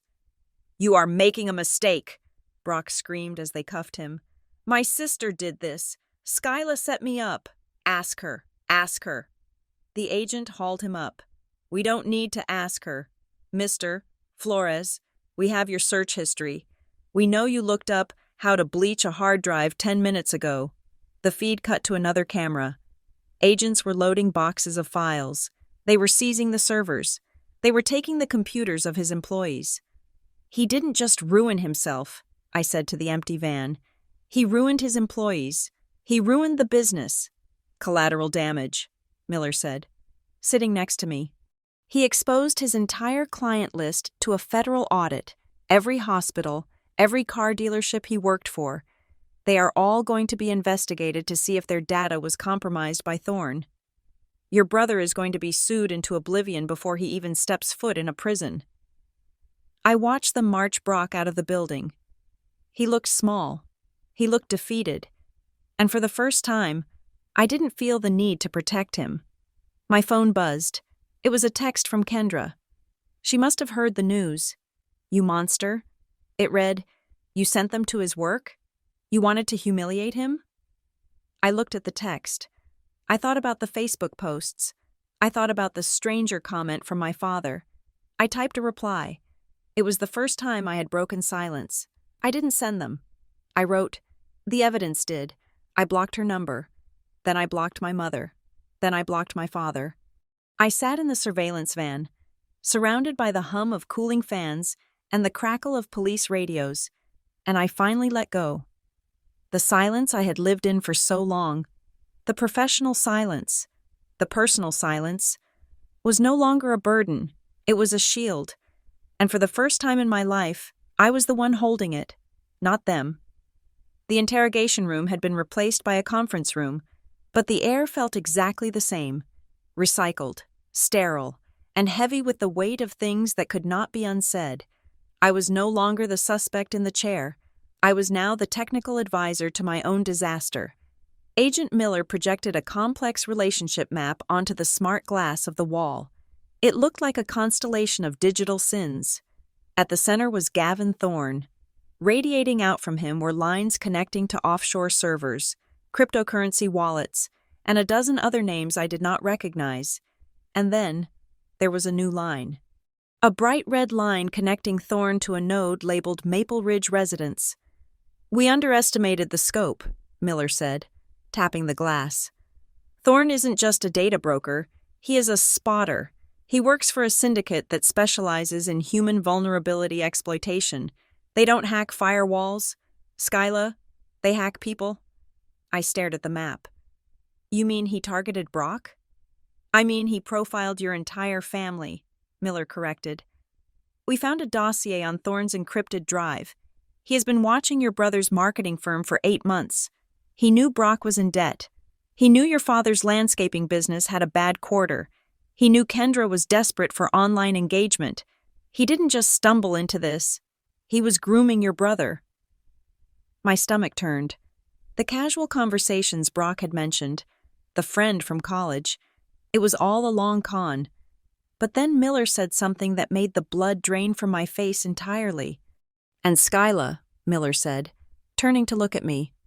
"The anomaly on the transport grid, the one that triggered the alert and sent you home for the weekend?" "Yes." "It wasn't a glitch. It was a ping." I felt the room tilt. "A ping?" Someone tested the perimeter of the grid just enough to trigger a condition yellow. Miller explained. They knew that a condition yellow requires a senior analyst to verify the integrity of the logs manually. They knew that on a holiday weekend. The staffing levels in D.C. would be low. They were banking on someone, specifically you, taking the work home to a non-secure environment. I sat back, my hands gripping the edge of the table. I was the target. No, Miller said. You were the vault. Your family was the door. And they were just waiting for someone to leave it unlocked. The realization hit me with the force of a physical blow. The emergency hadn't been an accident. It was a manufactured crisis, designed to flush the data out of the secure facility and into the suburbs, where a helpful brother and a curious mother would do the rest. My family hadn't just been nosy, they had been the path of least resistance for a foreign intelligence gathering operation. We need you to walk us through the timeline, Miller said, sliding a tablet toward me. We have the metadata from the cloud sync. We need you to contextualize the behavioral triggers. For the next 4 hours, I became a coroner for my own life. I dissected every interaction, every comment, every moment of negligence. I explained how the printer cache worked. I explained how the iCloud synchronization protocol broadcasted the image to 3 different devices within 5 seconds of capture. Here, I said, pointing to a timestamp on the screen. At 8:22 in the morning, the image file img_4902.heic was created on Brock's phone. At 8:22 and 12 seconds, it hit the Apple server in Nevada. At 8:23, Gavin Thorne's red receipt was triggered on Signal. That is a 50-second window between capture and compromise. And here, Miller pointed to a secondary timeline. This is Kendra's upload. I looked at the screen. We were looking at a recovered version of the Instagram story Kendra had posted. She had deleted it. Of course, she had scrubbed her phone. But the internet is not a chalkboard you can wipe clean. It is a fossil record. The cyber forensics team had pulled the cached image from a server mirror in Ireland. The image was blurry. It showed the coffee table, the papers, and the edge of a mimosa glass. It was captioned, Spy Life. When your cousin thinks she is 007, but she is just doing homework. The resolution is low, Miller said. But look at the reflection in the mimosa glass. He enhanced the image. In the curved reflection of the glass, distorted but undeniable, was the screen of my laptop. I had left it open when I went for my run. The screen was black because of the privacy filter, but the reflection caught the sticky note I had left on the bezel, the sticky note with the manual override code for the encryption key. She broadcast the key, I whispered. She didn't just show the document. She showed the key to unlock the raw data. We think Thorne saw this too, Miller said. That is why he pushed Brock so hard for the full download. He had the key. He just needed the file. My career was dead. I knew it in that moment. No matter how much I cooperated, no matter how much I helped, I was the analyst who wrote a password on a sticky note and left it in a room with a social media influencer. I was a liability. I was done. But I pushed the self-pity down. I had a job to do. Okay, I said, my voice steady. So, you have the chain of custody. You have the intent from Thorne. What about the family? That is the complicated part, Miller said. Your parents are stonewalling. They are still operating under the delusion that this is a civil misunderstanding. He played an audio recording. It was a phone call recorded from the detention center holding room, where my parents were currently being processed. Voice of Darlene. I don't understand why we can't just pay a fine. Wade, it's a piece of paper. Skyla can fix this. She knows the director. She just wants to teach us a lesson. Voice of Wade. I told Henderson to call her. She is probably terrified she went too far. Once we get out of here, I'm going to have a serious talk with her about loyalty. She thinks she can hide behind her badge? I paid for her college. She owes us. I listened to their voices. The arrogance. The complete detachment from reality. They truly believed that the federal government was just another homeowners association they could bully or bribe. They didn't understand that the system was designed specifically to be immune to people like them. There was no manager to speak to. There was no fixing it. They are going to go to prison, I said. It wasn't a question. Obstruction, mishandling of defense information, conspiracy, Miller listed. Your father tried to hide the printer when we came in the second time. That is tampering. Your mother lied on her initial statement about the key. And Brock is looking at commercial espionage charges on top of the security violations. Why did you bring me in for this? I asked. You have the evidence. You don't need me to tell you they are guilty. Miller sat down across from me. He looked tired. Because, Skyla, there is a difference between being a useful idiot and being a conspirator. We need to know if they were just stupid or if they were active participants in the sale. They were stupid, I said immediately. They are greedy, and they are nosy, but they aren't spies. Brock was trying to impress a friend. My parents were just being parents who don't respect boundaries. Miller slid another file across the table. This one was paper, old school. We did a full dump of Brock's phone, Miller said. Not just the recent stuff, everything. We recovered deleted texts going back 6 months. We found a thread between Brock and your father. I hesitated. I didn't want to touch the folder. I wanted to believe that my family was merely incompetent, not malicious. I wanted to believe that their betrayal was a byproduct of their narcissism, not a calculated strategy. I opened the folder. The text message at the top of the page was dated 3 weeks before my visit. It was sent from Brock to Wade. Brock. I talked to Gavin again. He says the government contract for the transport logistics is coming up for renewal in January. If we can get the pricing models, we can undercut them. He has investors ready to back a shell company. Wade. How do we get the models? That stuff is locked down. Brock. Skyla has them. She is coming for the anniversary. I convinced Mom to make a big deal about it so she wouldn't cancel. I told her to bring work. Wade. You think she will show you? Brock. She won't show me, but she is soft. She always leaves her bag around. If I can just get 5 minutes with the files, Gavin can do the rest. If we get what Skyla brings, we can change our lives. No more landscaping. Dad. Real money. Wade. Just be careful. Don't let her catch you. But if you can get it, do it. We deserve a break. I read the text 3 times. She is soft. We deserve a break. It wasn't an accident. It wasn't a crime of opportunity. It was a heist. My father hadn't just been looking at homework. He had been waiting for the signal from Brock, the curiosity at the breakfast table, the help with the spreadsheet. It was all theater. They had planned to rob me. They had invited me home for their anniversary not to celebrate their marriage, but to harvest my hard drive. I felt a coldness spread through my chest that was so absolute it burned. All the guilt I had felt, the worry that I had been too harsh, that I had overreacted, vaporized. I wasn't the daughter who destroyed the family. I was the mark. They sold me, I said. My voice sounded strange, detached, like I was speaking from a great distance. My father agreed to it. It looks that way, Miller said softly. They orchestrated the visit to get access to the materials. That bumps the charge up to premeditated conspiracy to commit economic espionage. It is no longer a negligence case, Skyla. It is a felony theft case. I closed the folder. I smoothed the cover with my hand. Skyla, Miller said, there is one silver lining. I want you to hear this. I looked up at him. Because you triggered the alarm the second you found the breach, he said. We were able to trace the upload in real time. We caught the packet before it fully propagated to Thorne's overseas servers. And because we caught Thorne with the active file, we were able to flip him on his bosses. So, your overreaction just allowed us to identify 3 deep-cover operatives in the energy sector who were working with Thorne.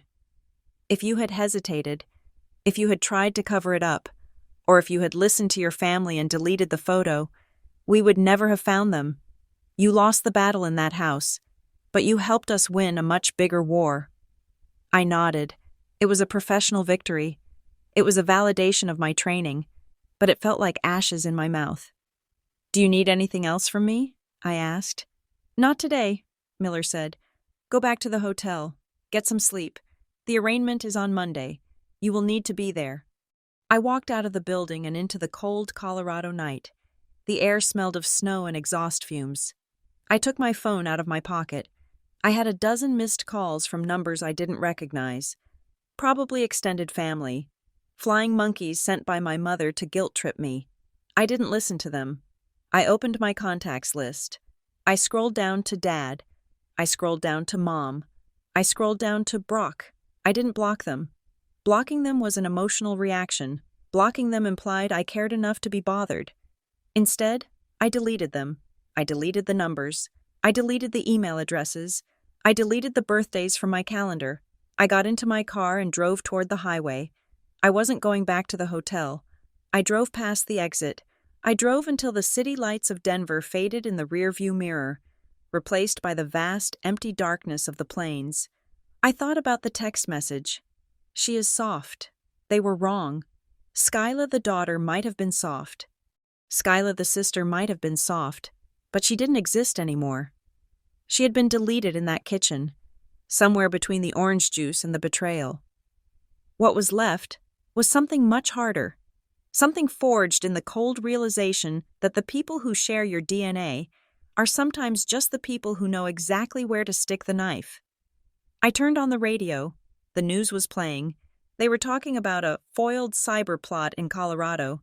They didn't mention my name. They didn't mention my family. We were just a footnote in the scroll of history. "We deserve a break," my father had written. "Well," I whispered to the empty car, watching the white lines of the highway blur together, "you are going to get one. A nice, long break. About 10 to 15 years of it." I drove on, leaving the wreckage in the rear view, finally, completely alone, and for the first time in days, I didn't feel lonely. I felt safe. The federal courthouse in Denver does not smell like justice. It smells of floor wax and stale anxiety. We were gathered in a negotiation room on the 4th floor, a windowless box designed to suck the hope out of anyone who entered it. On one side of the mahogany table sat the Assistant United States Attorney, a woman named Ms. Sterling, who looked like she sharpened her teeth on granite every morning. On the other side sat my family and their fleet of expensive, bewildered defense attorneys. I sat in the corner, not at the table. I was technically a victim, technically a witness, and technically a suspect under administrative review. I was in purgatory. Ms. Sterling did not waste time with pleasantries. She slid 3 thick binders across the table. "Here is the reality," she said, her voice devoid of theatricality. "We have enough evidence to go to trial on conspiracy to violate the Economic Espionage Act, unauthorized retention of defense information, and obstruction of justice. If we go to trial, I will ask for the maximums. For your son, that is 15 years. For the parents, 10 years each." My mother, Darlene, let out a sound that was half gasp, half sob. She reached for my father's hand, but Wade pulled away. He was staring at the binder in front of him, his face the color of old ash. "However," Sterling continued, opening her own folder, "the Department of Justice prefers a clean resolution. We are offering a plea deal. You plead guilty to a single count of unauthorized access to a protected computer system. You surrender all electronic devices forever. You pay restitution for the cost of the investigation, and you cooperate fully with the ongoing investigation into the data brokerage ring." "And prison?" Brock's lawyer asked. He was a new attorney, a shark from a downtown firm who cost $400 an hour. "For Brock, we are recommending 36 months in federal prison," Sterling said. "For Wade and Darlene, 12 months of house arrest and 5 years of probation." 3 years? Brock's voice cracked. He looked at me, his eyes wide and wet. "Skyla, tell them, I can't go to prison for 3 years. I have a business." "You don't have a business anymore, Mr. Flores," Sterling said, cutting him off. "We seized your servers. We notified your clients that their data was part of a federal compromise. As of this morning, 80% of your client base has terminated their contracts. Your company is dead. It was a brutal, clinical assessment. Sterling wasn't being cruel. She was just stating the economics of the situation. Brock's marketing firm relied on trust. He had proven he had none. The market had corrected him faster than the law ever could. "This is insane," Wade sputtered. He stood up, his hands shaking. "We are parents. We were just checking on our daughter. You can't put us on a registry for caring about our child. Skyla, speak up. Tell them we are good people." "Mr. Flores, sit down," Sterling commanded.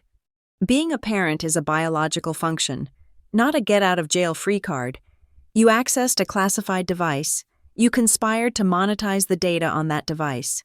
The fact that you shared DNA with the analyst is an aggravating factor, not a mitigating one. It means you exploited a position of trust. "We didn't know it was that serious," Darlene cried. "She never told us." "Ignorance of the classification level does not excuse the theft," Sterling said, "and the text messages prove you knew it was valuable. You don't try to undercut a government contract if you think the file is just a family photo album."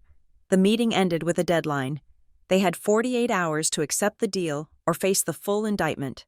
While my family scrambled to save their skins, I had to fight to save my career. I was summoned to a separate hearing with the Office of Professional Responsibility. This wasn't a court. It was a tribunal of my peers. Senior intelligence officers who looked at me with a mixture of pity and disappointment. I sat in a chair in the center of the room. A recorder hummed on the table. "Agent Flores," the presiding officer said, "you admit that you transported the materials to a non-secure environment?" "I do," I said. "You admit that you left the physical security container unattended in your bedroom while you went for a run?" "I do. Do you wish to offer a defense?" I took a breath. "I was negligent in physical custody," I said clearly. "I made a mistake in judgment regarding the security of the environment. I assumed the threat model for my childhood home was low. I was wrong. However, the breach was not passive. It was an active, coordinated intrusion by hostile actors who bypassed a locked door and a physical lockbox. I failed to secure the bag, but they brought the bolt cutters. "Your family claims you left it out," the officer said, reading from a file. "Your brother's statement says you left the papers on the kitchen table." "That is a lie," I said, "and I have the evidence to prove it." My lawyer, Sarah, projected the video footage onto the screen. It was the clip from the Ring camera that my parents had installed to watch for package thieves. It showed the hallway outside my bedroom door. The timestamp was 7:45 in the morning. The video showed my mother, Darlene, walking down the hall. She was holding a key, the spare key. She stopped at my door. She knocked once, softly, when there was no answer. She unlocked the door and went inside. 2 minutes later, she came out holding the red envelope. She waved to someone down the hall, Brock, and then walked toward the stairs. "She entered with a key," I said. "She removed the asset. That is not me leaving papers around. That is burglary."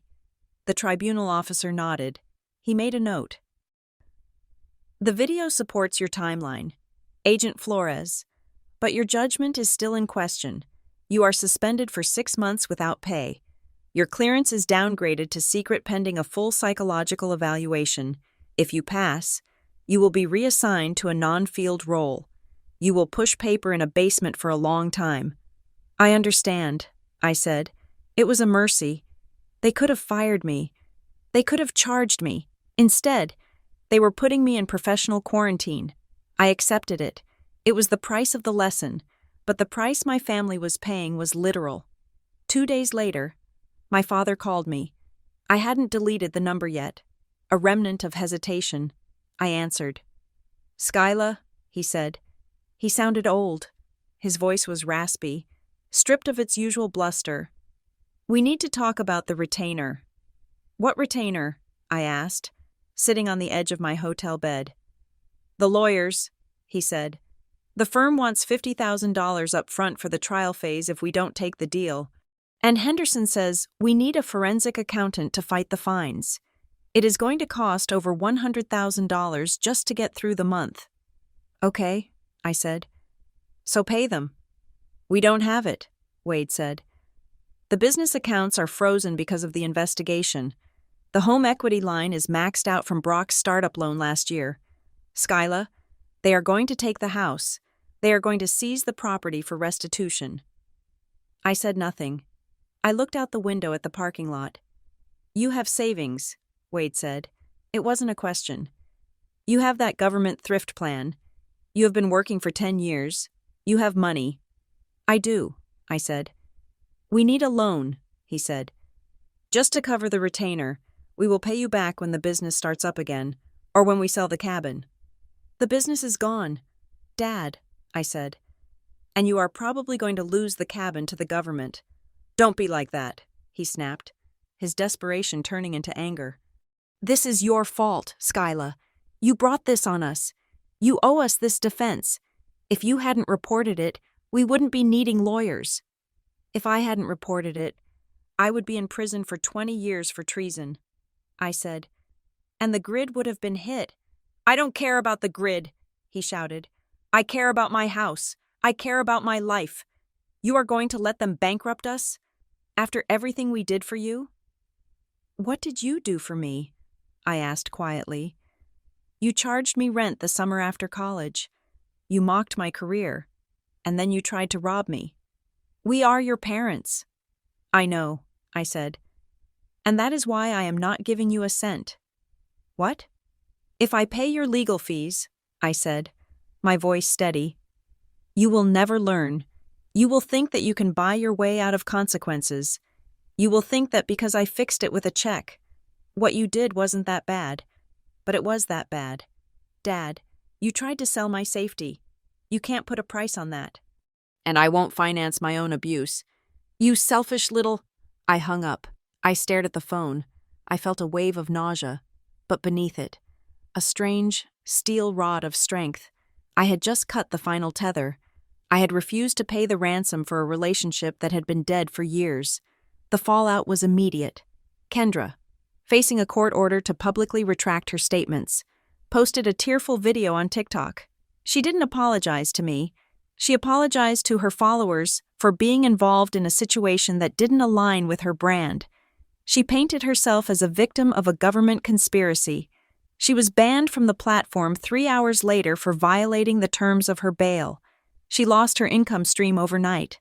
But the final blow, the one that shattered what was left of the illusion, came from Brock. The 48-hour deadline was approaching. My parents were refusing the deal. Convinced they could charm a jury, Brock, however, was terrified. He was soft. He couldn't handle the idea of 15 years. He requested a proffer session with the prosecutor. He wanted to trade. I was not in the room, but Miller told me about it afterwards. He met me in the lobby of the hotel, looking grim. Your brother took the deal, Miller said. 36 months? I asked. Less, Miller said. He gave us something new, something that implicated your father in a much more significant way. The prosecutor agreed to knock it down to 18 months in a minimum security camp in exchange for the testimony. What did he give you? I asked. You already have the texts about the contract bid. It wasn't about the bid, Miller said. It seems your father wasn't just interested in undercutting the government contract. He had a plan B. Miller pulled a transcript from his jacket pocket. According to Brock, Miller said, Wade Flores had a conversation with him in the garage the night you arrived. Wade asked Brock what the street value of the raw data would be if they couldn't win the legitimate contract. I felt the blood leave my head. He wanted to sell the raw data? Brock told him Gavin Thorne would pay $50,000 for the unencrypted transport logs. Miller said, Your father told him to wait. He said, Don't send it yet. Wait until she's asleep on Sunday. If we get the full drive, we can probably get $100,000 from the Chinese or the Russians. Thorne is a middleman. We should go direct. I couldn't breathe. My father hadn't just been a greedy businessman trying to cheat a bid. He had been willing to sell nuclear transport routes to a foreign adversary for the price of a luxury car. Wade wanted to hold out for a higher price. Miller continued. He told Brock, "If we are going to do this, let's make it worth it. Skyla won't know until it is too late, and even if she finds out, she won't turn in her own father." I closed my eyes. Tears leaked out, hot and fast. It wasn't sadness. It was the sheer, horrifying realization of how little I meant to him. I wasn't a daughter. I was an asset. I was a resource to be mined. He was willing to risk national security, risk millions of lives, and risk my freedom, all because he wanted $100,000. "He bet on your silence," Miller said softly. "He bet that your loyalty to the family was stronger than your loyalty to the country." That was his calculation. "He lost the bet," I whispered. "Yes," Miller said. "He did. I looked at the transcript. It was the smoking gun. With this testimony, my father wasn't looking at 10 years. He was looking at 20. He would die in prison." "Is Brock going to testify to this in open court?" I asked. "Yes," Miller said. "He is saving himself. He is throwing Wade to the wolves to cut his own time in half."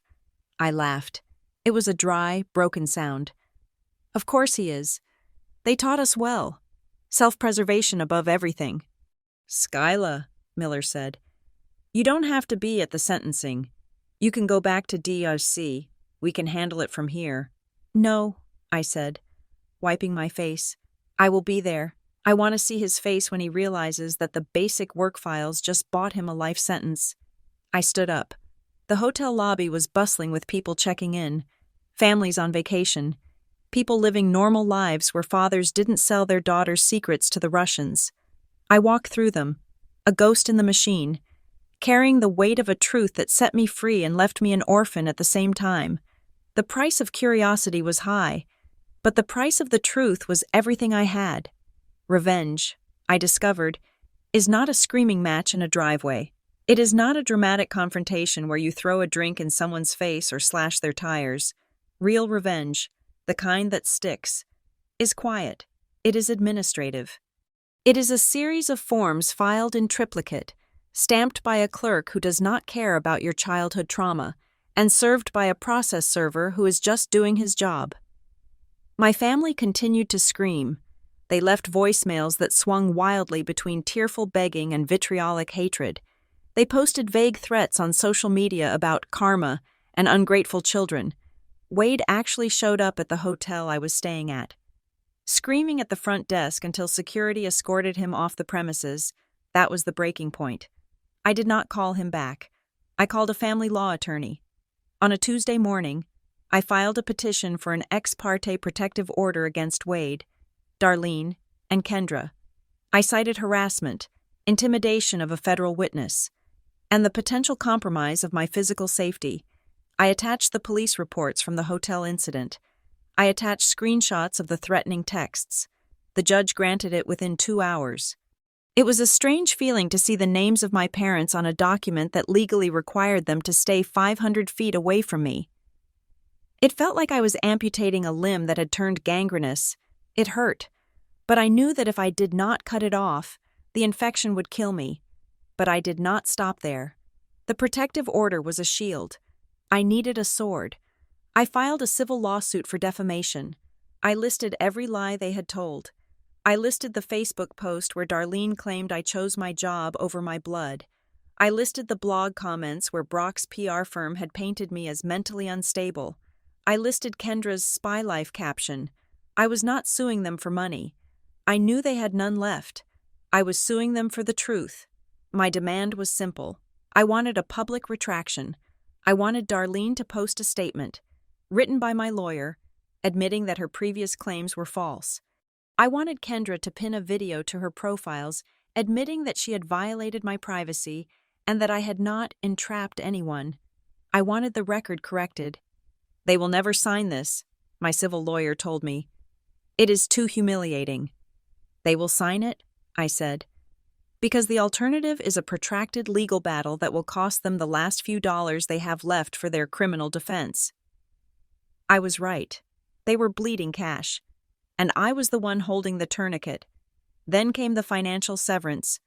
This was the part that felt the coldest, but it was also the most necessary. For years, I had been the family bank. I paid the cell phone bill for the entire family plan because it was easier. I sent my parents $800 a month to help with groceries because the landscaping business was seasonal. I paid for Brock's car insurance because he claimed the rates were better under my name. I sat down with my laptop and a glass of wine, and I started canceling. I logged into the ATT account. I removed Wade, Darlene, Brock, and Kendra from the plan. I transferred my own number to a new, single account. I clicked confirm, just like that. Their lines would go dead at midnight. I logged into my bank. I canceled the recurring transfer to Darlene's checking account. I called the insurance company and removed Brock's vehicle from my policy. Effective immediately. They had called me a tool. They had treated me like a utility, something you only notice when it stops working. Well, the power was out. The next day, my email inbox, the only channel I had left open, flooded with panic. Why is my phone not working? Did you cut us off? How are we supposed to talk to the lawyers? You are trying to kill us. I did not reply. I forwarded the emails to my attorney to add to the harassment file. It was a lesson they should have learned years ago. You do not bite the hand that feeds you, especially when that hand knows how to navigate a settings menu. While I was dismantling my old life, the FSIO was deciding the fate of my future. I was summoned to the director's office for the final determination of my employment status. I walked in expecting to be fired. I had prepared my resignation letter. The director, a woman named Sharp, who had served in Cold War intelligence, looked at me over her spectacles. "The investigation is closed," she said. "We have determined that while you violated physical security protocols by transporting the asset to a compromised environment, your actions post-breach were exemplary. You followed the containment procedure. You reported the incident immediately despite personal cost, and your cooperation led to the dismantling of the Thorn Syndicate." I let out a breath I had been holding for 3 weeks. "Thank you, ma'am." "However," she continued, "we cannot ignore the error. Your clearance is reinstated, but you are permanently barred from remote work authorization. You will never take a file home again. You will work exclusively within the SCIF at the main agency building. You are moving to the Deep Archive Division." The Deep Archive. It was the basement. It was where they sent the ghosts. It was a windowless vault where we analyzed cold case data and long-term infrastructure threats. "I accept," I said. "And Skyla," she added, softening slightly, "we are moving you to secure housing, an agency apartment, gated entry, armed guard. Your family knows where you live in D.C. We don't want them showing up." It wasn't a punishment. It was protection. I was being moved into a bunker. And for the first time, the idea of concrete walls and armed checkpoints felt like a warm blanket. The ripple effects of the basic work files were finally hitting my family in ways they could not spin. Brock, awaiting his sentencing, had a moment of clarity that came too late to save him. During his debriefing with the prosecutors, they showed him the full scope of what he had tried to sell. They showed him the casualty models. They showed him a simulation of what would have happened if the transport route had been ambushed by the buyers he was courting. Agent Miller told me about it. "He threw up," Miller said. "When he saw the radiation dispersion model, he actually threw up in the wastebasket. He kept saying, 'It was just paper. It was just numbers.' He thought he was selling a bus schedule. Skyla. He truly didn't understand that he was selling a dirty bomb blueprint." "He understands now," I said. "He does. He asked if he could write you a letter," Miller said. "I told him no contact." Darlene faced a different kind of humiliation. As part of her plea negotiation for the lesser charge of mishandling defense information, she was required to attend a remedial security awareness course run by the Department of Justice. I can only imagine the scene. My mother, a woman who thought she owned the world because she birthed me, sitting in a classroom with 18-year-old interns and court-ordered offenders, listening to a lecture on why checking your daughter's bag is a federal crime. She had to sign a document acknowledging that her parental rights ended where the United States Code began. She had to score 100% on the final exam or face a violation of her probation. For a woman whose entire identity was built on the phrase, "I am your mother, I have the right," having the government tell her, "No, you actually don't," must have shattered her universe. And then there was Kendra. The internet is a fickle beast. It loves a victim, but it hates a liar. When the news broke that Kendra had been charged, and that her fun spy photo was actually a criminal act that endangered national security, her followers turned on her with the ferocity of a pack of wolves. She tried to pivot. She posted a video crying about how she was young and naive, and how I had manipulated her, but the court documents were public now. People saw the text messages.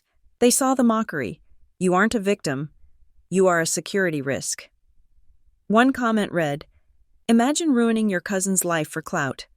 Read another, "Brands dropped her. The boutique in town where she worked part-time fired her because they didn't want the drama. She was banned from the local country club. She had spent her life curating an image of perfection, and now, every time someone Googled her name, the first result was a mugshot and a federal indictment. She was ghosted by the world she worshipped. As for me, I started over. I moved into the agency apartment. It was stark, modern, and quiet. I bought new furniture. I bought plates that didn't match the ones my mother had given me. I bought a coffee maker that didn't have a memory cache. I started accepting invitations from colleagues I had previously kept at arm's length. I went to dinner with David, the polygraph examiner. I went for drinks with Sarah, my lawyer. We didn't talk about family. We talked about politics, about books, about the terrible cafeteria food. One night, sitting in a Thai restaurant with 3 other analysts, laughing about a coding error in the new software update, I looked around the table and realized something profound. These people knew what I did. They knew the weight of the silence. They respected the red tape because they knew the red tape was the only thing keeping the chaos at bay. They didn't ask to see my files. They didn't call me boring. They understood the language of my life. This was my family now. A family of clearance levels and non-disclosure agreements. A family bound not by blood, but by duty. And the food tasted better because I didn't have to defend my right to eat it in peace. The final hearing was scheduled for a Friday in December. It was the sentencing hearing for Wade and Darlene, and a status conference for Brock. I had prepared my victim impact statement, though I wasn't sure if I would read it. The night before the hearing, my phone rang. It was Agent Miller. "Skyla," he said. His voice was tight, urgent. "Is the hearing canceled?" I asked, my heart jumping. "No," Miller said. "The hearing is still on, but the script has changed." "What do you mean?" "We found something else," Miller said. "When we raided your brother's office, we seized a safe that was hidden in the floorboards. He didn't have the combination, but we drilled it today." "What was in it?" "Ledgers," Miller said. "Old ledgers, and a burner phone that belonged to your father." I frowned. "My father? Why would Brock have my father's burner phone?" "Because your father gave it to him to hide," Miller said. "Skyla, we analyzed the phone. This wasn't the first time they tried this. We found chats from 3 years ago. Different buyer, different data, but the same pattern." 3 years ago? I racked my brain. "I wasn't even home 3 years ago." "No," Miller said. "But you sent them a laptop for Christmas. You thought you had wiped it. You thought it was clean. But there was a residual partition with some old training manuals. They weren't classified, just restricted. But your father sold them anyway. He sold them to a private investigator for $5,000. I sat down on the floor of my new apartment. "He sold the Christmas present?" "He sold the data on the present," Miller corrected.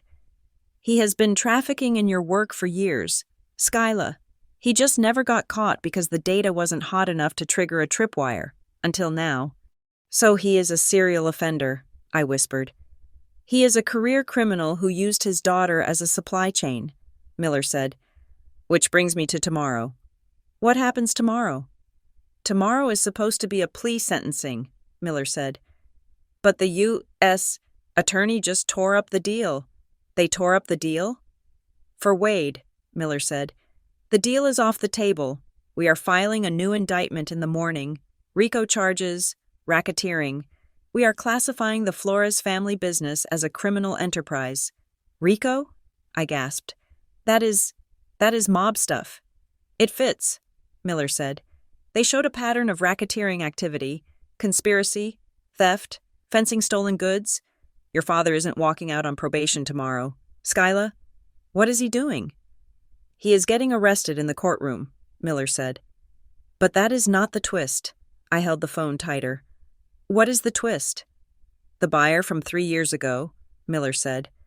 The private investigator Wade sold the training manuals to? We tracked him down. He rolled over about an hour ago. And? He told us who hired him, Miller said. He wasn't working for a corporation. He was working for an individual, someone who wanted dirt on federal employees, someone who wanted leverage. Who? Skyla, Miller said, and I could hear the grim satisfaction in his voice. The private investigator was hired by your Uncle Mike. My breath hitched. Uncle Mike, my father's brother, the one who had been bad-mouthing me on Facebook, the pillar of the community. Mike? Mike runs a security consulting firm, Miller said. He has been using your dad to fish for government intel to boost his own business credibility for years. Wade was the thief, Mike was the fence, and Mike is going to be in the courtroom tomorrow to support his poor, victimized brother. You are going to arrest Uncle Mike?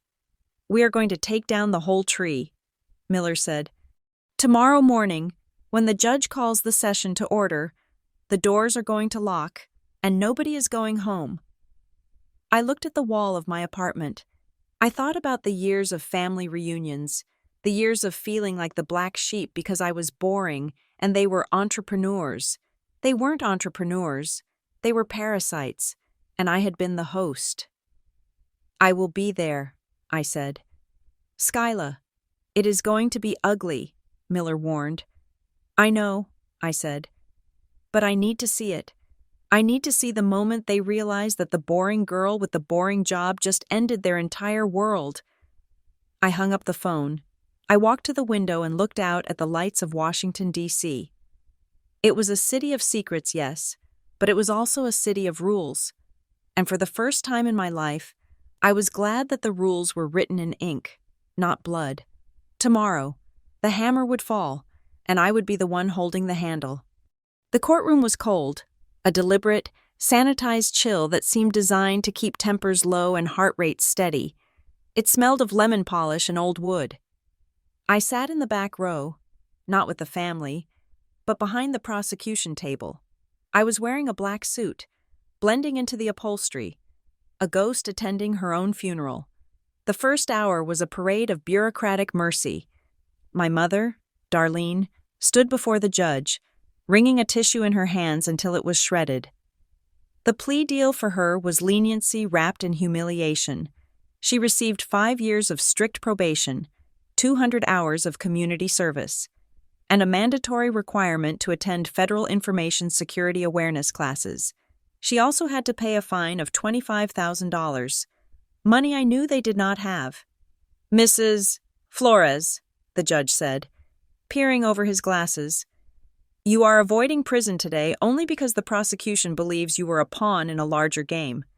Do not mistake this mercy for exoneration. You violated the trust of your daughter and the security of your nation.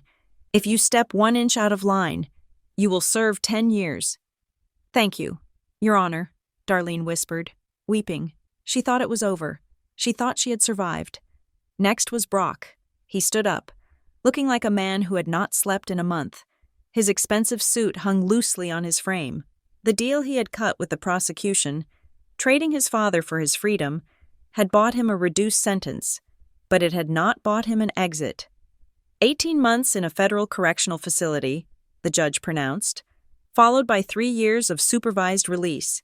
You are permanently barred from holding any position involving data management or government contracting. Brock nodded, staring at the floor. He wasn't crying. He was just empty. The marketing genius, the man who monetized attention, was now a convicted felon with 0 followers and a negative net worth. The room let out a collective breath. The heavy lifting seemed to be done. My father, Wade, stood up next, his lawyer, a frantic man who looked like he wanted to be anywhere else. Straightened his tie. They were expecting the hammer to fall, but they were expecting a standard hammer. They thought they were facing the theft charges, the conspiracy charges related to the contract bid. They thought the worst-case scenario was 5 years. Then the side doors of the courtroom opened. It was not a bailiff. It was Agent Miller, followed by 6 tactical officers from Homeland Security. They did not walk with the casual saunter of courtroom security. They moved with the precision of a raid team. The noise in the gallery died instantly. My mother turned around, her eyes wide. "Mr. Prosecutor," the judge said, looking confused. "What is the meaning of this?" "Your Honor," the prosecutor said, standing up and smoothing his jacket. "The United States is filing a superseding indictment against the defendant, Wade Flores. We are also executing a bench warrant for a co-conspirator currently present in this courtroom." The air in the room seemed to vanish. "Co-conspirator?" Wade asked, his voice trembling. "What co-conspirator?" Agent Miller pointed a finger toward the 3rd row of the gallery. "Michael Flores, stand up and place your hands behind your head." "Uncle Mike, my father's brother, the man who sat at our Thanksgiving table and carved the turkey, the man who ran a private security consulting firm and had spent the last month trashing me on Facebook as a traitor." He froze. He looked at Wade. He looked at the agents. "This is a mistake," Uncle Mike shouted, standing up. "I am just here to support my brother." "You are under arrest for racketeering, conspiracy to commit espionage, and trafficking in stolen federal property," Miller announced, his voice booming off the mahogany walls. "We have the ledgers, Mike. We have the private investigator you hired. We know about the training manuals Wade stole 3 years ago. We know about the price lists." Wade turned to look at his brother. The color drained from his face so fast he looked like a corpse. "Wade," Uncle Mike hissed, "you said you burned the laptop." I, Wade stammered. The marshals moved in. They cuffed Uncle Mike in front of the entire assembly. The click of the metal was the loudest sound in the world. Then they turned to Wade. "Wade Flores," the prosecutor continued, "in addition to the previous charges, you are now charged under the Espionage Act. We have uncovered communications between you and a foreign data broker, initiated 48 hours before your daughter's arrival, indicating an intent to sell classified nuclear transport logs for $100,000. Darlene let out a scream that sounded like tearing metal. "No, Wade. Tell them. Tell them it isn't true." Wade looked at his wife. He looked at Brock. Then, finally, he looked at me. There was no love in his eyes. There was no regret. There was only the terrifying, blank realization that the asset he had tried to sell had just sold him down the river. "I didn't sell it," Wade whispered. "I never sent it. We didn't get the file." "Intent to distribute is sufficient for the charge," the judge said coldly. "Mr. Flores, you are remanded to custody without bail. You are looking at a mandatory minimum of 20 years. 20 years. He was 58 years old. It was a death sentence. The courtroom erupted into chaos. Darlene lunged toward the defense table, grabbing at Wade's sleeve as the marshals pulled him away. "Skyla!" Darlene screamed, spinning around to face me. Her face was twisted into a mask of pure hatred. "You did this! You traitor! You killed your father! You are evil! You are the devil!" I sat perfectly still. I did not flinch. I did not look away. I watched the woman who gave birth to me being restrained by a federal agent because she wanted to claw my eyes out for stopping her husband from selling nuclear secrets. In the back of the room, near the exit, there was a scuffle. It was Kendra. She had tried to slip out during the commotion. She was wearing a hat and sunglasses, trying to be invisible for the first time in her life, but 2 officers blocked her path. "Ms. Flores," one officer said, "we have a warrant for your device. You posted a live update from the courtroom hallway 10 minutes ago. That is a violation of the federal ban on recording devices in the courthouse and a violation of your bail conditions regarding social media use." "I just wanted to let people know," Kendra shrieked as they grabbed her arms. "I have a right to my truth. Get off me! You have the right to remain silent, the officer said, snapping the cuffs on her wrists. And this time, I suggest you use it. She had lost her exit ticket. Her bail was revoked. She would be waiting for her trial in a cell, just like the rest of them. The courtroom cleared slowly. Wade was dragged out through the side door. Uncle Mike was marched out the back. Darlene was sobbing on a bench, attended by a lawyer who looked like he wasn't getting paid enough for this. Brock stood by the railing, waiting for the marshals to take him to transport. Agent Miller signaled to me. We walked into a small witness antechamber off the main hallway. It was quiet here. Are you okay? Miller asked. I don't know, I said honestly. I think I am numb. Miller nodded. That is normal. Adrenaline has a crash. He handed me a file. I wanted you to see this. It is the final assessment from the threat team. I opened it. It was a report on the buyer Wade and Uncle Mike had been courting. They weren't just data brokers, Miller said quietly. The group your father was negotiating with serves a foreign intelligence agency known for targeting infrastructure. If that file had gone out, if you hadn't reported the breach within that first hour, they would have had the route. They could have intercepted the convoy.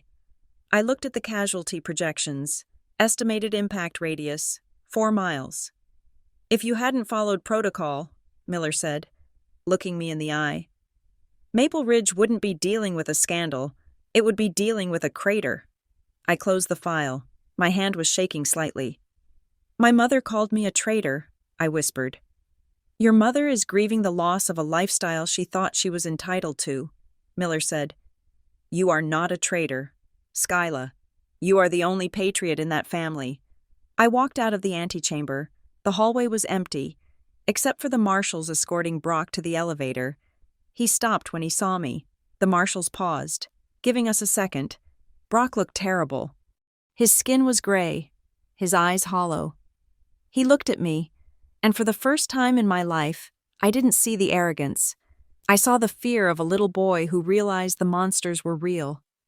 Skyla, he croaked. Goodbye. Brock, I said. We broke it, he said. His voice was barely audible. You didn't break the family. Skyla. We did. We broke it the minute we looked at you and saw a paycheck instead of a sister. I nodded. It was the truest thing he had ever said. Take care of yourself, I said. I don't think I can, he whispered as the elevator doors closed. I walked toward the main exit. Darlene was there, sitting on a bench near the metal detectors. She was alone. No friends, no church group, no Kendra. Just a woman in a ruined coat with a ruined life. She looked up as I passed. Her eyes were red, swollen, and filled with a despair so deep it looked like madness. Was it worth it? She rasped. Her voice was like grinding stones. You have your job. You have your secrets. But you have no mother. You have no father. You are alone. Skyla, was it worth it? I stopped. I looked at the glass doors leading to the street. I could see the sun shining on the pavement. I thought about the radiation models. I thought about the text messages where my father called me soft. I thought about the lock on my bedroom door that they had picked. I turned to her. I didn't yell. I didn't cry. Yes, I said. The word hung in the air, absolute and final. I pushed through the heavy glass doors and stepped out into the winter air. It was biting cold, but it felt clean. I walked to the parking lot. My car was there, a single gray sedan in a sea of black government vehicles. I got in. I sat in the driver's seat and put my hands on the wheel. The silence in the car was profound. For 33 years, my life had been filled with the noise of their demands, their expectations, their guilt. Now, there was just silence. It was lonely. I would not pretend it wasn't. There would be no family Christmas. There would be no birthday calls. There would be an empty space where my history used to be. But as I sat there, I realized that loneliness was not a punishment. Loneliness was the price of admission to a life where I was safe. It was the cost of a boundary that could not be crossed. My personal phone buzzed on the passenger seat. I picked it up. It was a notification from the FSIO Internal Secure app. A single line of text flashed on the screen. Threat intercepted. Network neutralized. Good work, analyst. I stared at the screen. My parents would sit in a cell thinking I had destroyed them for nothing. The neighbors would whisper that I was a monster. The internet would debate my morality. They would never know what I had actually done. They would never know about the convoy, or the bomb, or the lives that were continuing today simply because I had chosen the hard right over the easy wrong. I took a deep breath, inhaling the cold, sterile air of the car. They will never know what I saved them from, but I know, and that is enough. I put the car in gear and drove out of the lot, leaving the courthouse in the rearview mirror, shrinking smaller and smaller until it was just a gray smudge against the blue sky. I didn't look back. I had work to do. Thank you so much for listening to this story. It was a long journey, and I hope Skyla's choice resonated with you. I would love to know where you are tuning in from today. Are you listening while driving, cooking, or maybe winding down for the night? Please leave a comment below with your location and let me know what you would have done in Skyla's shoes. If you enjoyed this story, please make sure to subscribe to the Lucy Revenge Stories channel. Hit that like button to support the video. And if you really want to help us out, press the hype button so this story can reach even more people. Your support means the world to us. Stay safe, and remember, sometimes the hardest boundaries are the most important ones.